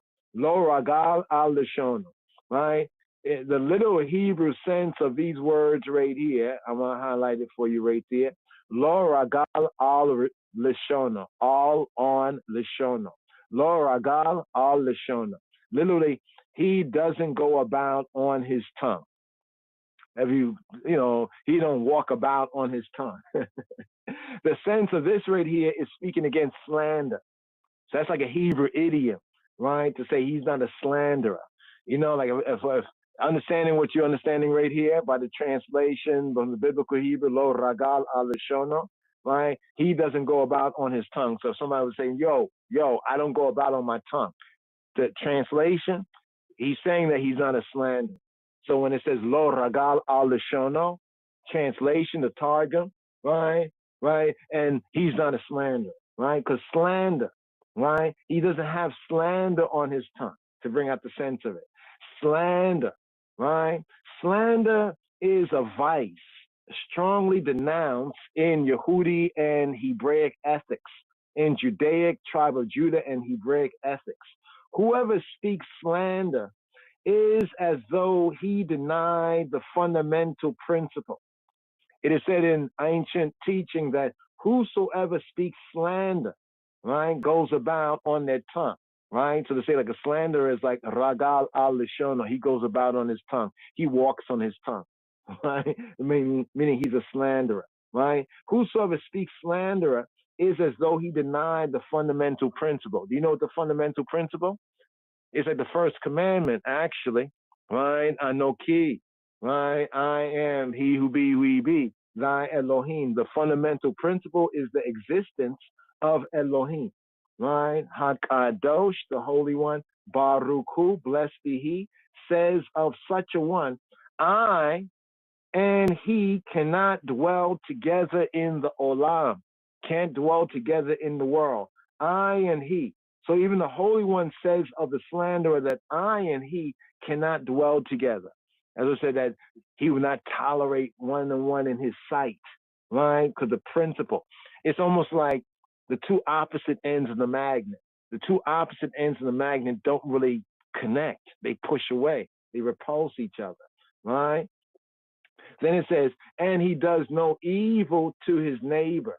All right, let's get to the next part of this right here. He does no evil. Let's highlight lo asa, right? Lo asa le re'ehu, to his reya, his fellow shepherd, right? And doeth nor doeth. Remember the word asa, to do or to work, asa, right? We showed it when we touched on the word for alei tzedek, he worketh righteousness, or he does righteousness. The true full Hebrew meaning is he does righteousness as a practice, right? Systematically and habitually, right? Now, asa is also the word to do, to make. You remember the other one said to do, to make, right? But it's in a broader sense. So what it's saying right here, lo asa, he doesn't do, right? To say in any sense, at any time, right? Le re'ehu is his reya, neighbor, or literally in the old Hebrew, it's like companion, but it really like come down to the term shepherd, right? Like a fellow shepherd. You know, like I'm a countryman and this is my countryman. He's my Reya, and I am Re'ehu. I am Re'eh, the companion, fellow shepherd, companion of who? Who is he? Re'ehu. So he does not do evil, Ra'a li Re'ehu, to his neighbor. Now, remember, Ra'a. I emphasize the ayn. It's a hard sound. Ra, right? Ra'a, right? Evil, but let's understand evil outside of the pseudo religiosity. Religiosity would say evil, and he said, "Don't do evil." But what does that mean? Evil, that which is disagreeable. He doesn't do that which is disagreeable, malignant, unpleasant. Right? Doesn't seek to give pain, unhappiness, misery. Right? Is not bad. Right? Is not worse. Right? Doesn't cause sadness, hurtfulness. Right? Not of a vicious disposition. So you get the sense of it. Right? The sense of it is more than just evil. You know, evil is kind of a catch-all phrase. You know what I mean? You know, but, you know, to put into context, it comes down to that which is disagreeable in Yahweh, truth and life. What about this verse here? Evil to his fellow, wronging him in a transaction. Hebraically, this verse right here is strictly, Hebraically, according to Torah, is strictly about business. Right? That's the real way that we can injure one another in business, right? In a transaction. You know what I mean? I wanted an ounce, right? How come I only got 15 grams? Isn't 28 in the ounce? Or why I got 26? No, I mean, I'm just giving an example right there. You understand what I'm talking about? Wrongs him in a transaction. Some people might think, that's a light thing. But Yah doesn't think that's a light thing. That is evil. That is bad. That is worse. That's disagreeable to Yah's way, truth, and life. And lastly but not leastly, right? You see these qualifications here, right? It said, Re'ehu Ra'a. This is Lo Asa Re'ehu Ra'a. Last part right here. Notice the threefoldness of the characteristics in each verse. You can break it down as 1, 2, 3. And right, he doesn't do this. 1, he doesn't do 1, he doesn't do 2, he doesn't do 3. So here for the third part here in this third verse, it says, V'charpa lo nasa al karovo, right? And charpa, what is charpa? Charpa, right? Charpa is a scorn, a taunt, right? You know, charpa, to scorn, to taunt, right? To taunt the enemy, or can be a reproach, right? Resting upon a condition of shame, you know, or disgrace, right? Or treat one as a reproach, a disgrace. You know, disgrace, the pudenda, right? Pudenda. You know, pudenda is like in the Hebrew, like the genital is the pudenda, right? So you don't treat somebody like an ass, you know, like a private part. You know what I'm saying? Don't treat them as a reproach, right? So here it says, and taketh up, lo nasa, to lift up. Nasha means to deceive. Nasa means to lift up. It says, Wicharpa lo nasa all upon, against all karobo, against his karob, right? Karob, bo. The O there is like possessive. Karob is like a near one. Karobo is like his near one, right? Taketh up a reproach, or literally in the Hebrew is like lift up. So you don't lift up scorn or shame against his like near of kin, you know what I mean? One who's near in relation to him. He does not seek to discredit him by spreading information or misinformation against him, plain and simple. Right? All the details mentioned in the verse, they illustrate. What do they illustrate? They illustrate the practical application of the golden rule.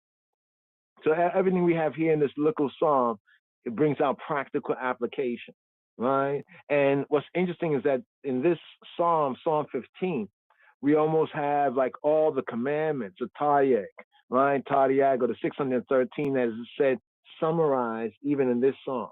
What is the golden rule? Leviticus 19:18, right? What a year, 19:18. Thou shalt love thy neighbor as thyself. Thou shalt love thy neighbor as thyself.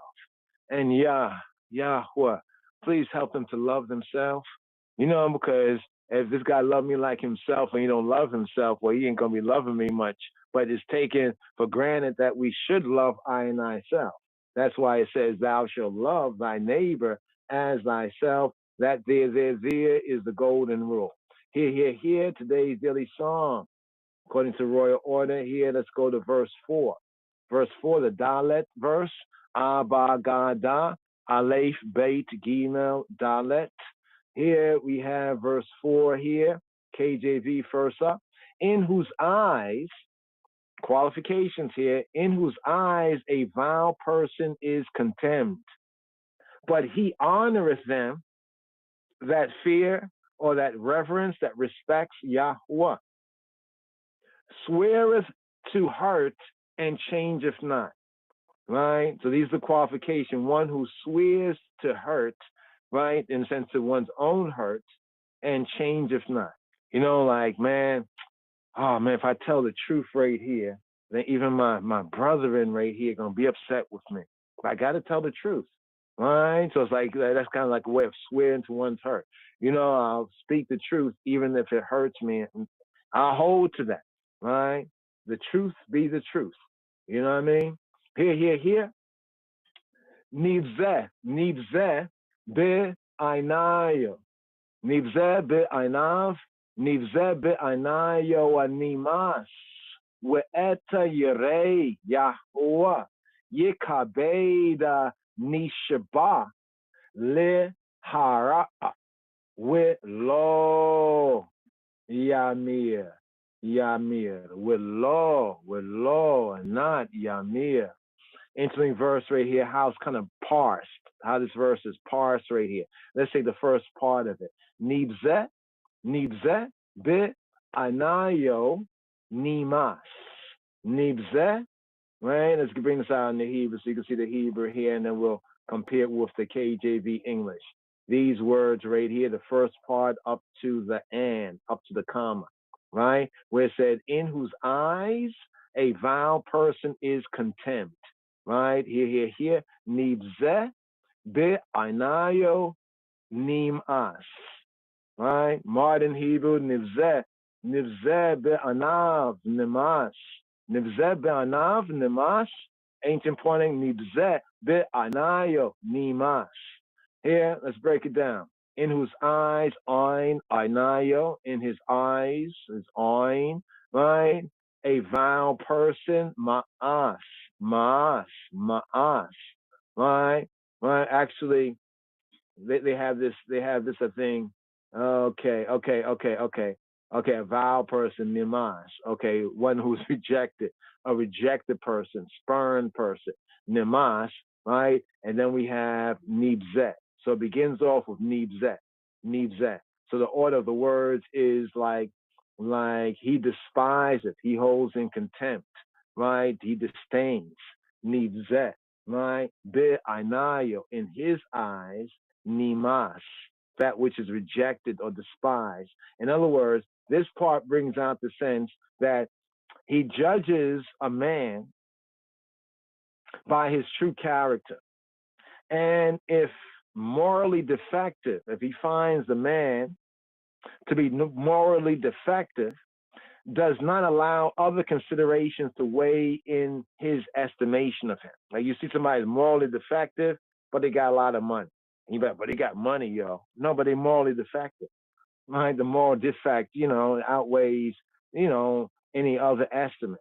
He reserves this sort of one, right? That should be I and I as one, right? He reserves his respect, his reverence, right? His respect for them that reverence Yahweh Eloheinu, right? And those principles in alignment with Yahweh Eloheinu. This is why Rabbi Shaul said, Brother Paul said, that even when the Gentiles, other nations who may go after Elohim Acharim, other Elohims, a lot of wild stuff that Yah in covenant, forbids to I and I, if he does something or holds a virtue or value that's in compliance with Torah, he's a Torah to himself, right? He's a Lord to himself. And therefore, on that account, right, that one should be respected. right? Because on that principle, right, he has a reverence for Yahweh's principle. What a revolution would be created in any society by the carrying out of such precepts and principles as we have here in this little song, just 5 verses, powerful song, right? Asking the question, who shall sojourn, abide in thy tent, right? And who shall dwell, right? Be indwelling in your holy, your set apart mountain. Then going through this breakdown and build right here, right? Is not the chaotic state of the world that we witness today due fundamentally to the fact that vile persons had seized power, right? And they were not despised. That vile persons had seized power and they were not despised, right? They were not contemned, right? Going on to the next part of the verse right here. But he honors them that reverences Yahweh. Ve'et yirei Yahweh yekabeh, right? Yekabeh. These 4 words. Ve'et, right? Yirei had a reverence of fear, reverence Yahweh, he who be. Yekabeh, he honors, right? Kabad, right? Kabed. He regards with gravitas, right? Weight, heavy, in one sense of the word, right? Honorable, right? As honorable. Let's bring it down right here, to be heavy. So the word has a twofold sense. Kabad, kabed, literally means heavy. It used to be the word for gravity. That's what that's what Newton got the whole thing from, right? Because before, like God, it was gravitas, right? God had gravity. He had heaviness, weight. That's what the whole idea of gravity is about, weight, right? So one level, he regards him as heavy, like serious, with honor, right? And you see, there's a good sense and a bad sense. In the bad sense, burdensome, severe, dull. But here, in a good sense, to be like honorable. He honors, causatively to make weighty, right? In the same 2 senses, right? He honors them. So what is honor, right? Fearing, reverencing Yahweh, Yirei Yahweh, showing reverence for him by conformity to his will. How do we show reverence for Yahweh? Right? So it says he honors them, right? Yekabeh, who Yirei Yahweh, who reverence Yahweh. Right? So how do we know if one reverence Yahweh? Right? How do we know that? They say they love God or whatnot like that. They look like godly, something like that. No, showing reverence for Yahweh Eloheinu is by conformity to his will. What did Rabbeinu Yeshua say? He said, not those who say, Lord, Lord, but those who what? Those who do his will, right? Those who do his will. So showing reverence. How does one show reverence for Yahweh Eloheinu? By conformity to his will. Such reverence or fear, as is translated, is the beginning of da'at, knowledge, gnosis, and chokmah, and wisdom. The reverence of Yahweh is the beginning of da'ata and chokmah, and wisdom, of knowledge and wisdom. Psalm 111, around about verse 9, verse 10, and Proverbs 9, chapter 9, verse 10. What are we talking about here? We're talking about ethics. We're talking about genuine morality, right? And to possess it is the distinguishing feature of mandem, of human beings, right? Of humanity, right? Who lead and seek to lead a life of integrity. To honor them, to honor such ones and ones, right, is consequently an indication of moral character, right? So those who reverence Yahweh because of conformity to Yahweh's will, right, they deserve to be honored, and those who honor them, right, they show an indication of having a good moral character, because the principle is that like are attracted to like. Right? Like are attracted to like. You ever hear, you recognize somebody has conformed to Yahweh's will, and then there's somebody that don't like them. And so why you don't like them? Well, hopefully this kind of explains, spiritually what's going on behind the veil. Last part, the third part of this, he that sweareth to his own heart, he that sweareth, nishba'ah, nishba'ah, nishba'ah, nishba'ah, nishba, nishba'ah.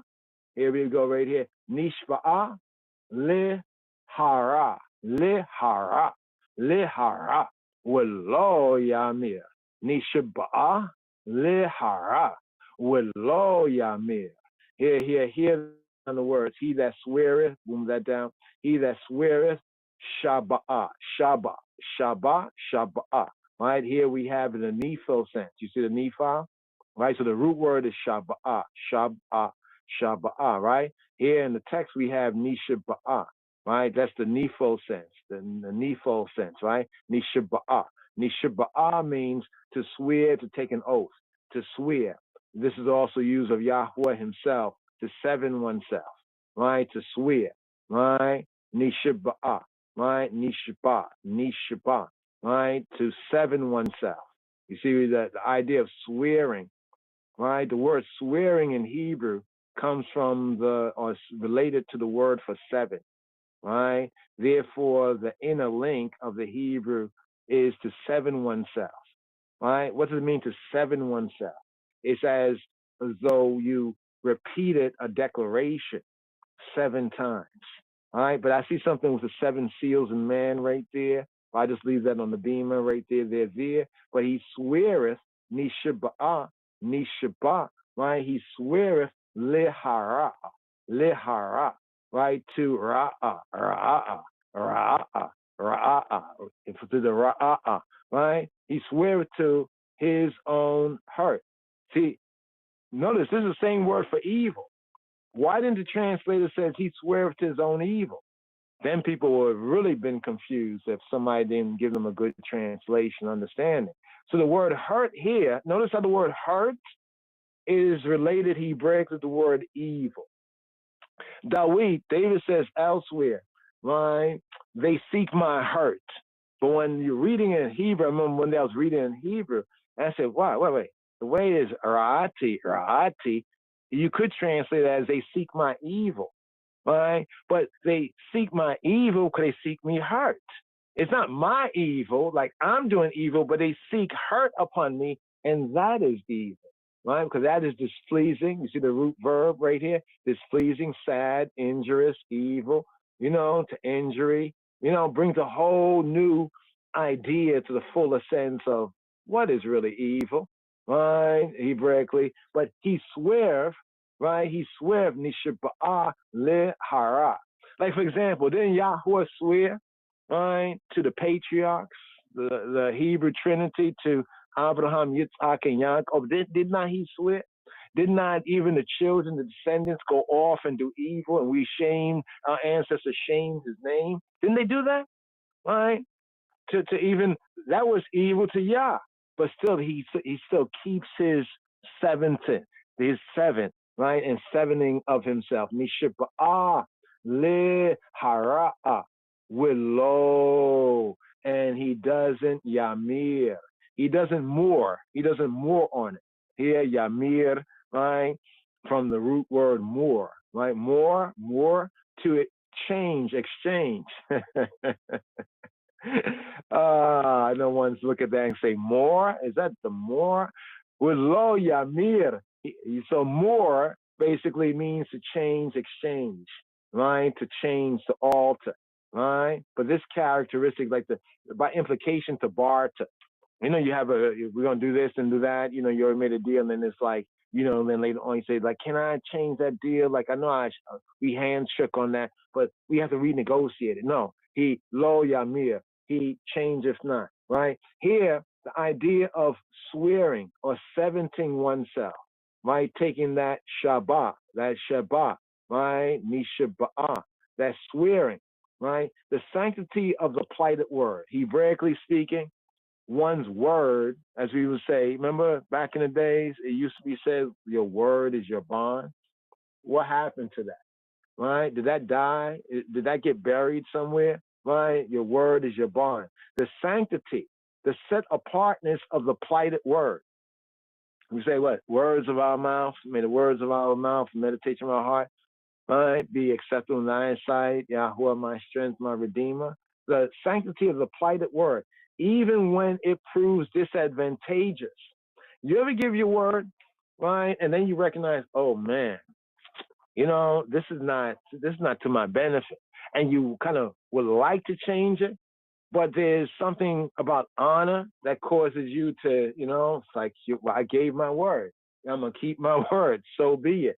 Even when it proves disadvantageous, this is stress in the tribe of Judah ethics and among true Yehudi and Judaic ethics and Hebraic ethics. There is something known as vows and vowing in the light of Yahadut. Yahadut is kind of strangely translated as Judaism. Yahadut, right? Vow and vowing in the light of Yahadut. It's an interesting reason, man. It really brings out the importance of the plighted word. And if you're in a community of ones that you can't trust their word, think about how everything fails, how everything is like hell. So the plighted word, keep to your word, even, even if it proves disadvantageous. You ever see somebody give their word and it doesn't really work out well for them, but you kind of like honor the fact like, man, they gave their word. They kept to their word, man. You know what I mean? Even though they could have changed it, lo yamir. They did not change it. But here, bring it to the fullness right here, today's daily psalm. So we went through these 5 precious verses. Here, the hey verse. Abba, ga, da, ha. Right? The letter names, Aleph, Beit, Gimel, right? Dalet, and hey. Here, the verse, the hey verse. Here. Hey. That putteth not out his money to usury, nor taketh reward against the innocent. He that doeth these shall never be moved. We're not going to do this right here, but, as we go through this psalm, right? Remember the second verse, where the first verse asks 2 questions. Same question, but from 2 perspectives, right? Let me just count this right here, right? He that walketh uprightly, 1, and worketh righteousness, 2, and speaketh truth in his heart, 3, right? Verse 3, right? He that hath no slander upon his tongue, or doesn't walk on his tongue, right? 4, nor doeth evil to his neighbor, 5, right? Nor taketh up a reproach against his neighbor, right? 6, right? In whose eyes a vile person despise, 7. But he honoreth them that fear the Lord, 8, right? He that sweareth his own hurt and changeth not, 9, right? So this brings us here to he that putteth not out his money on interest, right? 10, nor taketh a bribe against the innocent, right? 11, right? He that doeth these things shall not be moved. You can include that as a 12. I just want to break down, like, how is this psalm here such an accurate summary of the intent of the commandment, the 10 words, and even the 613 commandments, positive and negative, that are able to be counted in Torah. Just an interesting note right there. Just thank you, brothers and sisters. But here, the Hebrew, final verse here, the hey verse, Mizmor Etwav, Etvav, Kaspo, Lo Natana Bea Neshek, we Shochad Ala Nakia Loa Lakach, Osei Loa Yemota Leolam, Osei, one who does the doer, Osei, the doer, Asa, he did, Osei, the doer, Osei of these, Osei lo, not Yemot, to be moved, Leolam, right? To time indefinite, to say forever, right? To say like never. Here. Kaspo lo natana bin neshek. Right? So the first part here we have three, right? Three parts of this one verse. Right? First part, kaspo. What is kaspo? Kaspo is from kesef. Kesef is the silver currency, silver, right? The foundation of the currency of the Hebraic money, right? Also called money in translation. Literally silver. Kesef, right? Kesef, silver from its pale color, right? The implication of kesef is money from kasaf. Kasaf is the noun. Kasaf means to long for, to yearn for, right? But here, to kasaf, right? That's the verb, but here kesef. So in the verb, the noun, right? In the noun here we have kesef, right? Kaspo, to say kaspo, say his money. Kaspo, his money or his silver. Lo natan, not he giving. He don't give. Kaspo lo natan, by way of neshek. By way of neshek. It's an interesting term here, neshek, right? He putteth not, basically natan to give. Lo natan, he does not natan, he does not give, right? Kaspo lo natan bin neshek, right? Usury, neshek, biting, right? Neshek. It translates interest, usury, right? Interest, usury, right? Interest on a debt, usury on a debt. It's from the Hebrew verb nashak, right? Neshek is interest, usury, right? The noun, and nashak is to do interest or usury, right? But what's the key word right here? To bite. Nashak, he bit, to bite, right? You lend something with interest, that interest is a bite. Right? It's basically, I give you this money, but you got to pay back this. I take a bite out of what I gave you. Now, when you give me what you give me back, you got to give me this percent. I'm going to take a bite, right? So it's a bite. Now, what's so interesting about this verse right here? Interest on money, right? We have in the Torah where the Israelites in covenant, right? We were not to charge interest to no member of our nation. Right, so that means basically an Israelite, right, could not, in proper covenant keeping, charge interest to another Israelite. Right, one who was born Israelite, right, born Israelite, or one who, in a sense, became, nationalized or became a resident, like a stranger who became one of us. Right, a stranger who sojourned with us was like one of us. But we could charge interest to other nations. Right? To other nations, we could keep biting them. The Torah clearly says so. But for us, for like an Israelite, a Hebrew, Yehudi, to charge interest to another one, that is like wickedness. How do we know this? Leviticus chapter 25, verse 36. Deuteronomy chapter 23, verse 20. Right? Just on the interest. And I want to clarify because, some people say, well, other Jews charge interest. Well, yeah. Based on the fact that they charge interest, by and large, to non-Yehudi, to non-Jews, right? And in the Torah light, that is what was commanded. But now, if a Yehudi or a Yisraeli, an Israelite, charging interest to another Israelite, that is wickedness, right? And that's a direct violation. That is directly against the will of Yahweh Elohim. I want to make that clear. Because some people either say, well, you shouldn't charge interest. Nobody. Well, that's your word. That's not Yahweh's word. Yahweh's word is don't charge interest to one another. Or even the stranger. Even a stranger that's not a born Israelite come amongst us and becomes one of us, right? That means there's one law for him to or her to. Check. So nashak is to bite. You see, the first meaning of it is to bite. Nashak, the second meaning of it in this application, to bite, is to give interest, to lend for interest or usury, right? Right? To strike with a sting. You see what it says right there? To strike with a sting as a serpent. right? In a figurative sense, is to oppress. So you see, sometimes you read in the Bible and talk about the Israelites were oppressing each other, and you might think like they were pushing each other down or they were being like the white man or something. No. What they were doing, even in some cases, was charging each other interest and keeping them under debt and not canceling debt against one another. And then you want to talk about, you my brother, but you got all this interest on me. I can't get up from under this interest, right? This bite, this strike, right?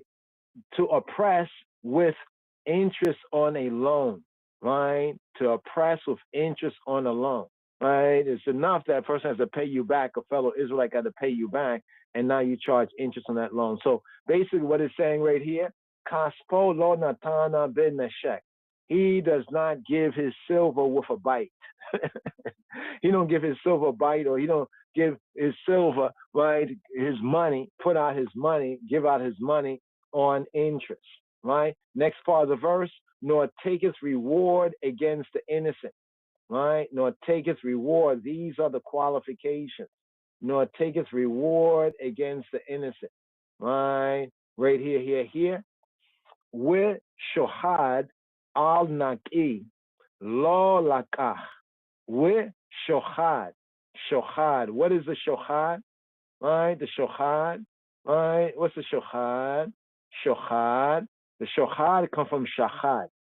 Shahad is a present, a bribe, right? A donation, right? But in this case, the shahad, right, to give a present, right? A bribe.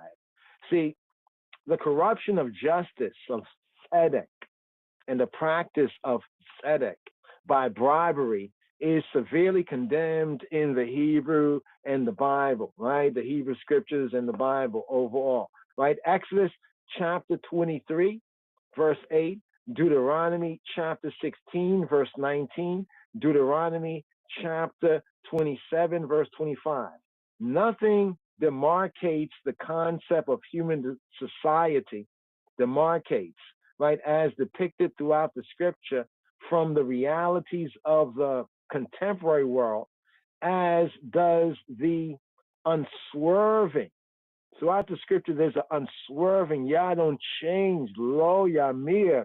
He doesn't change from the insistence upon the corruptive power of a bribe. Do not take a bribe. A healthy corporate body, right, is only possible where the impartial, the non-partial rule of justice is complete and absolute. And the practice of bribery, right, to a society is like cancer that inevitably destroys its strength and stability. So when it says right here, it says, with shohad and a bribe, a shohad, all naki, all against upon the naki. What's the naki? Naki, here's naki, right? Naki. People talk about the naki a lot, right? They also like, this one's innocent. This is what people, they're innocent people. They're innocent people. I don't know what you mean, right? Outside of the Torah, right? In Torah, okay, the innocent is the clean, the free from, the exempt from, right? Right here, the blameless, the innocent, right? From nakah. What's this nakah? The root is nakah. Nakah means to be empty, to be clear, to be pure, to be, you see the sense right here, to be purged out. The one who is clean and free from guilt is innocent. The one who is free, who is exempt from punishment, is innocent. The one who is free or exempt from obligation is innocent, right? So the sense of innocent in the world, I don't really know. I just think it's a ball they toss around, you know, but in the Torah concept, one who is clean, one who is innocent, against the innocent, right? Against the innocent, right? What it says, doesn't take a bribe against the innocent. That means a judge in the case has looked at the everything and see clearly this person has robbed that person, right? But the robber gives you a bribe and you make it seem like the one who is robbed is wrong. Well, in that context, that's that sense of innocence right there. Al naki, it says lo lakah. Lo, he does not right? Lakah, lakah, lakah. He doesn't take the sense of he doesn't receive, right? He don't take. Lastly, but not leastly, he that doeth these things shall never be moved. Osei ele, osei ele, osei ele, loa yemot le'olam. Right? One who doeth, right? One who asa, one who doeth, right? Asa, right? These, they don't show you these. Let me show you these right here, right? Last verse, just to be thorough right here. Thorough in the burrow. Here we go. The H, let's bring that out. Ele, ele. You see the word ele. Osei ele, right? These. Osei ele, ele. One who does these, right? Osei ele, right? Lo yemot le olam. Qualified. Therefore, one who does these, right? And these. One who does these here, these 11 to 12, right? Qualifications are qualified to be a guest of Yahweh, right? Qualified to have access, right, into his face, his grace, right? Benefiting from Yahweh's protection, his guidance, protection. And also one who does, these, never being moved, will successfully withstand the attacks of the wicked. Because attacks of the wicked, right, what would they be able to attack about such a one? You know what I mean? What would they be able to attack? You see, by doing these here, the wicked always can reach you. Why? Because you have their things, right? It's like you stole their things. You're supposed to be of Yah, but you have the things of the wicked, so the wicked can reach you, right? But if you don't have any of these things, you know what I mean? Never, ever be moved. Mot, right? Mot. You won't totter, you won't slip, you won't be shaken, right? You'll be able to stand firm right there. Will not slip. Right there, there. Today's daily psalm, according to the royal order of the Ethiopian Hebrews, that's all the Malkiah Tzedek. I don't know if there's one-to-one still on the DSR board. The DSR board kind of went out right there. But here, we're going to seal that up and then pick up right here on the outro. Look at dubwise here. Go to Hebrew first and foremost here. Seal this up. Thank you for using Blog Talk Radio. Goodbye. All right. So here. Chabarim. All right, here. Let's add to the scene right there. Take that off. Okay.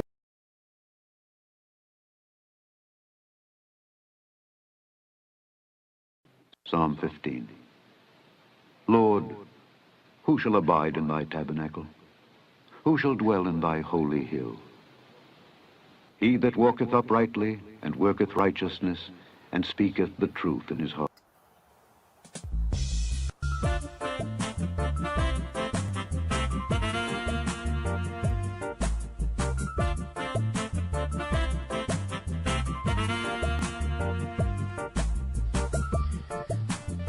מזמור ט"ו, מזמור לדוד.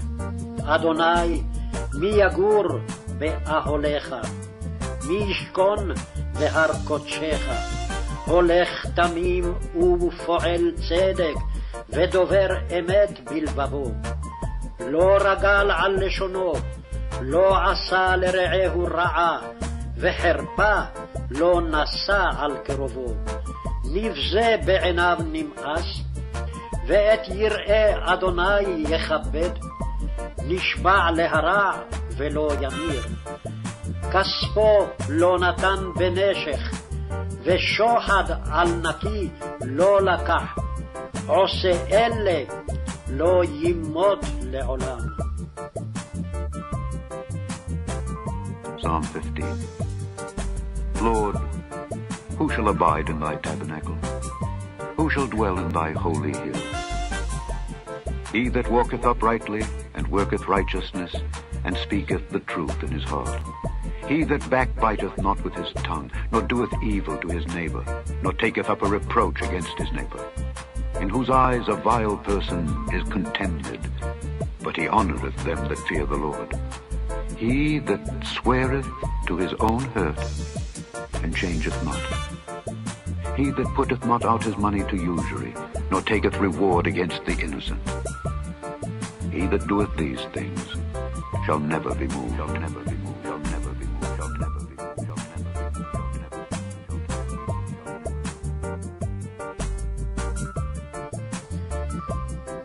מזמור ט"ו, מזמור לדוד. אדוני, מי יגור באהליך? מי ישכון בהר קודשך? הולך תמים ופועל צדק, ודובר אמת בלבבו. לא רגל על לשונו, לא עשה לרעהו רעה, וחרפה לא נשא על קרובו. נבזה בעיניו נמאס, ואת יראי אדוני יכבד. נשבע להרע ולא ימיר. כספו לא נתן בנשך, ושוחד על נקי לא לקח. עושה אלה לא ימות לעולם. Psalm 15. Lord, who shall abide in thy tabernacle? Who shall dwell in thy holy hill? He that walketh uprightly, and worketh righteousness, and speaketh the truth in his heart.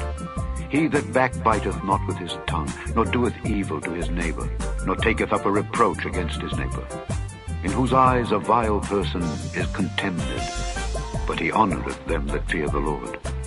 He that sweareth to his own hurt, and changeth not. He that putteth not out his money to usury, nor taketh reward against the innocent. He that doeth these things shall never be moved, shall never be moved, shall never be moved, shall never be moved, shall never be moved, shall never be moved, shall never be moved.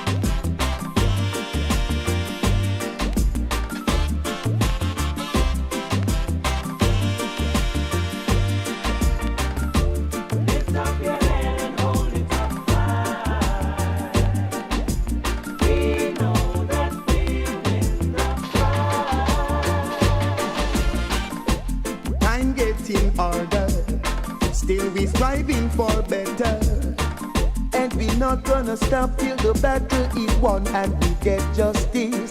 Cause if you lose your stand, anyone will try to push you over, over and over.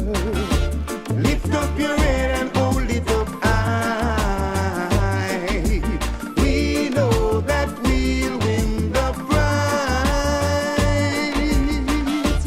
Lift up your head.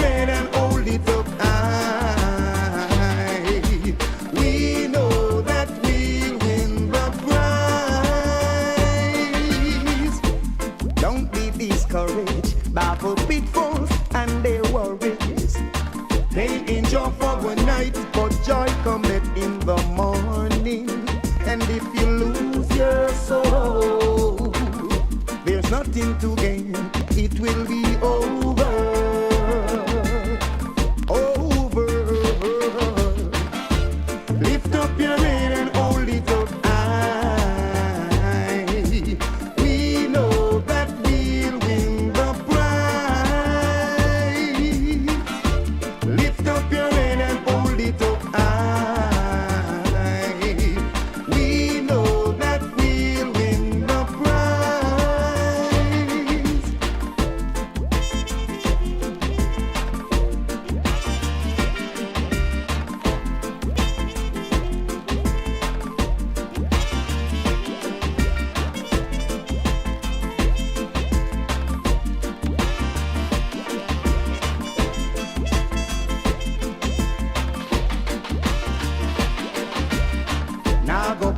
because the color of my skin. Now go cheat because me want to win. Now see the crown and still no know the king. Now see blessing and no blessing. Cause if you lose your stand, there comes someone to push you over.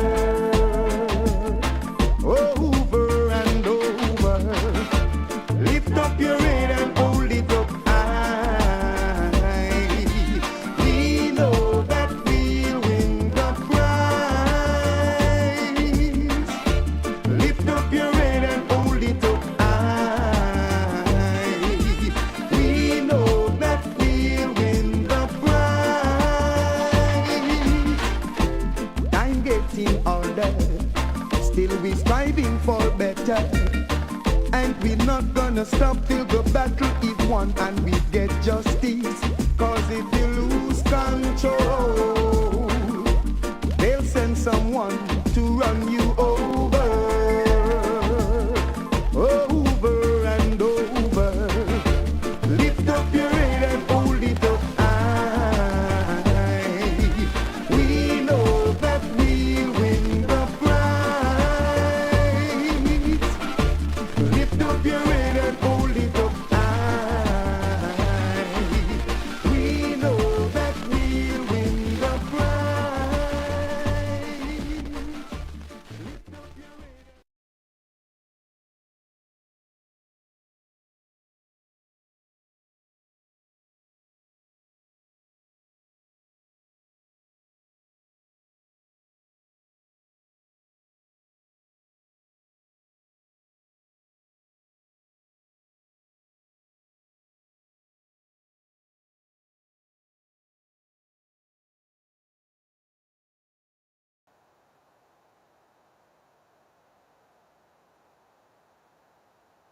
Yes, yes, yes, yes, yes.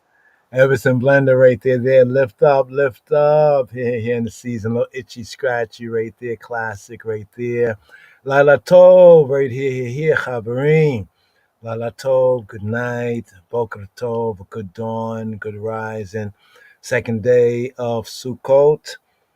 Keep the principle in mind. The word became flesh, so in the word become flesh, dwell with the word in the word be with you. By Shem Yeshua HaMoshiach. Yes, I. Chag Sameach, a beautiful feast, be joyful, right? In the feast, reason for the season. Yes, I. We can rely on. Of the conquering lion, most lighter. You're the only one we can rely on. Hail of the conquering lion, most lighter. You're the only one we can rely on. In a pretty in a jam, no. In a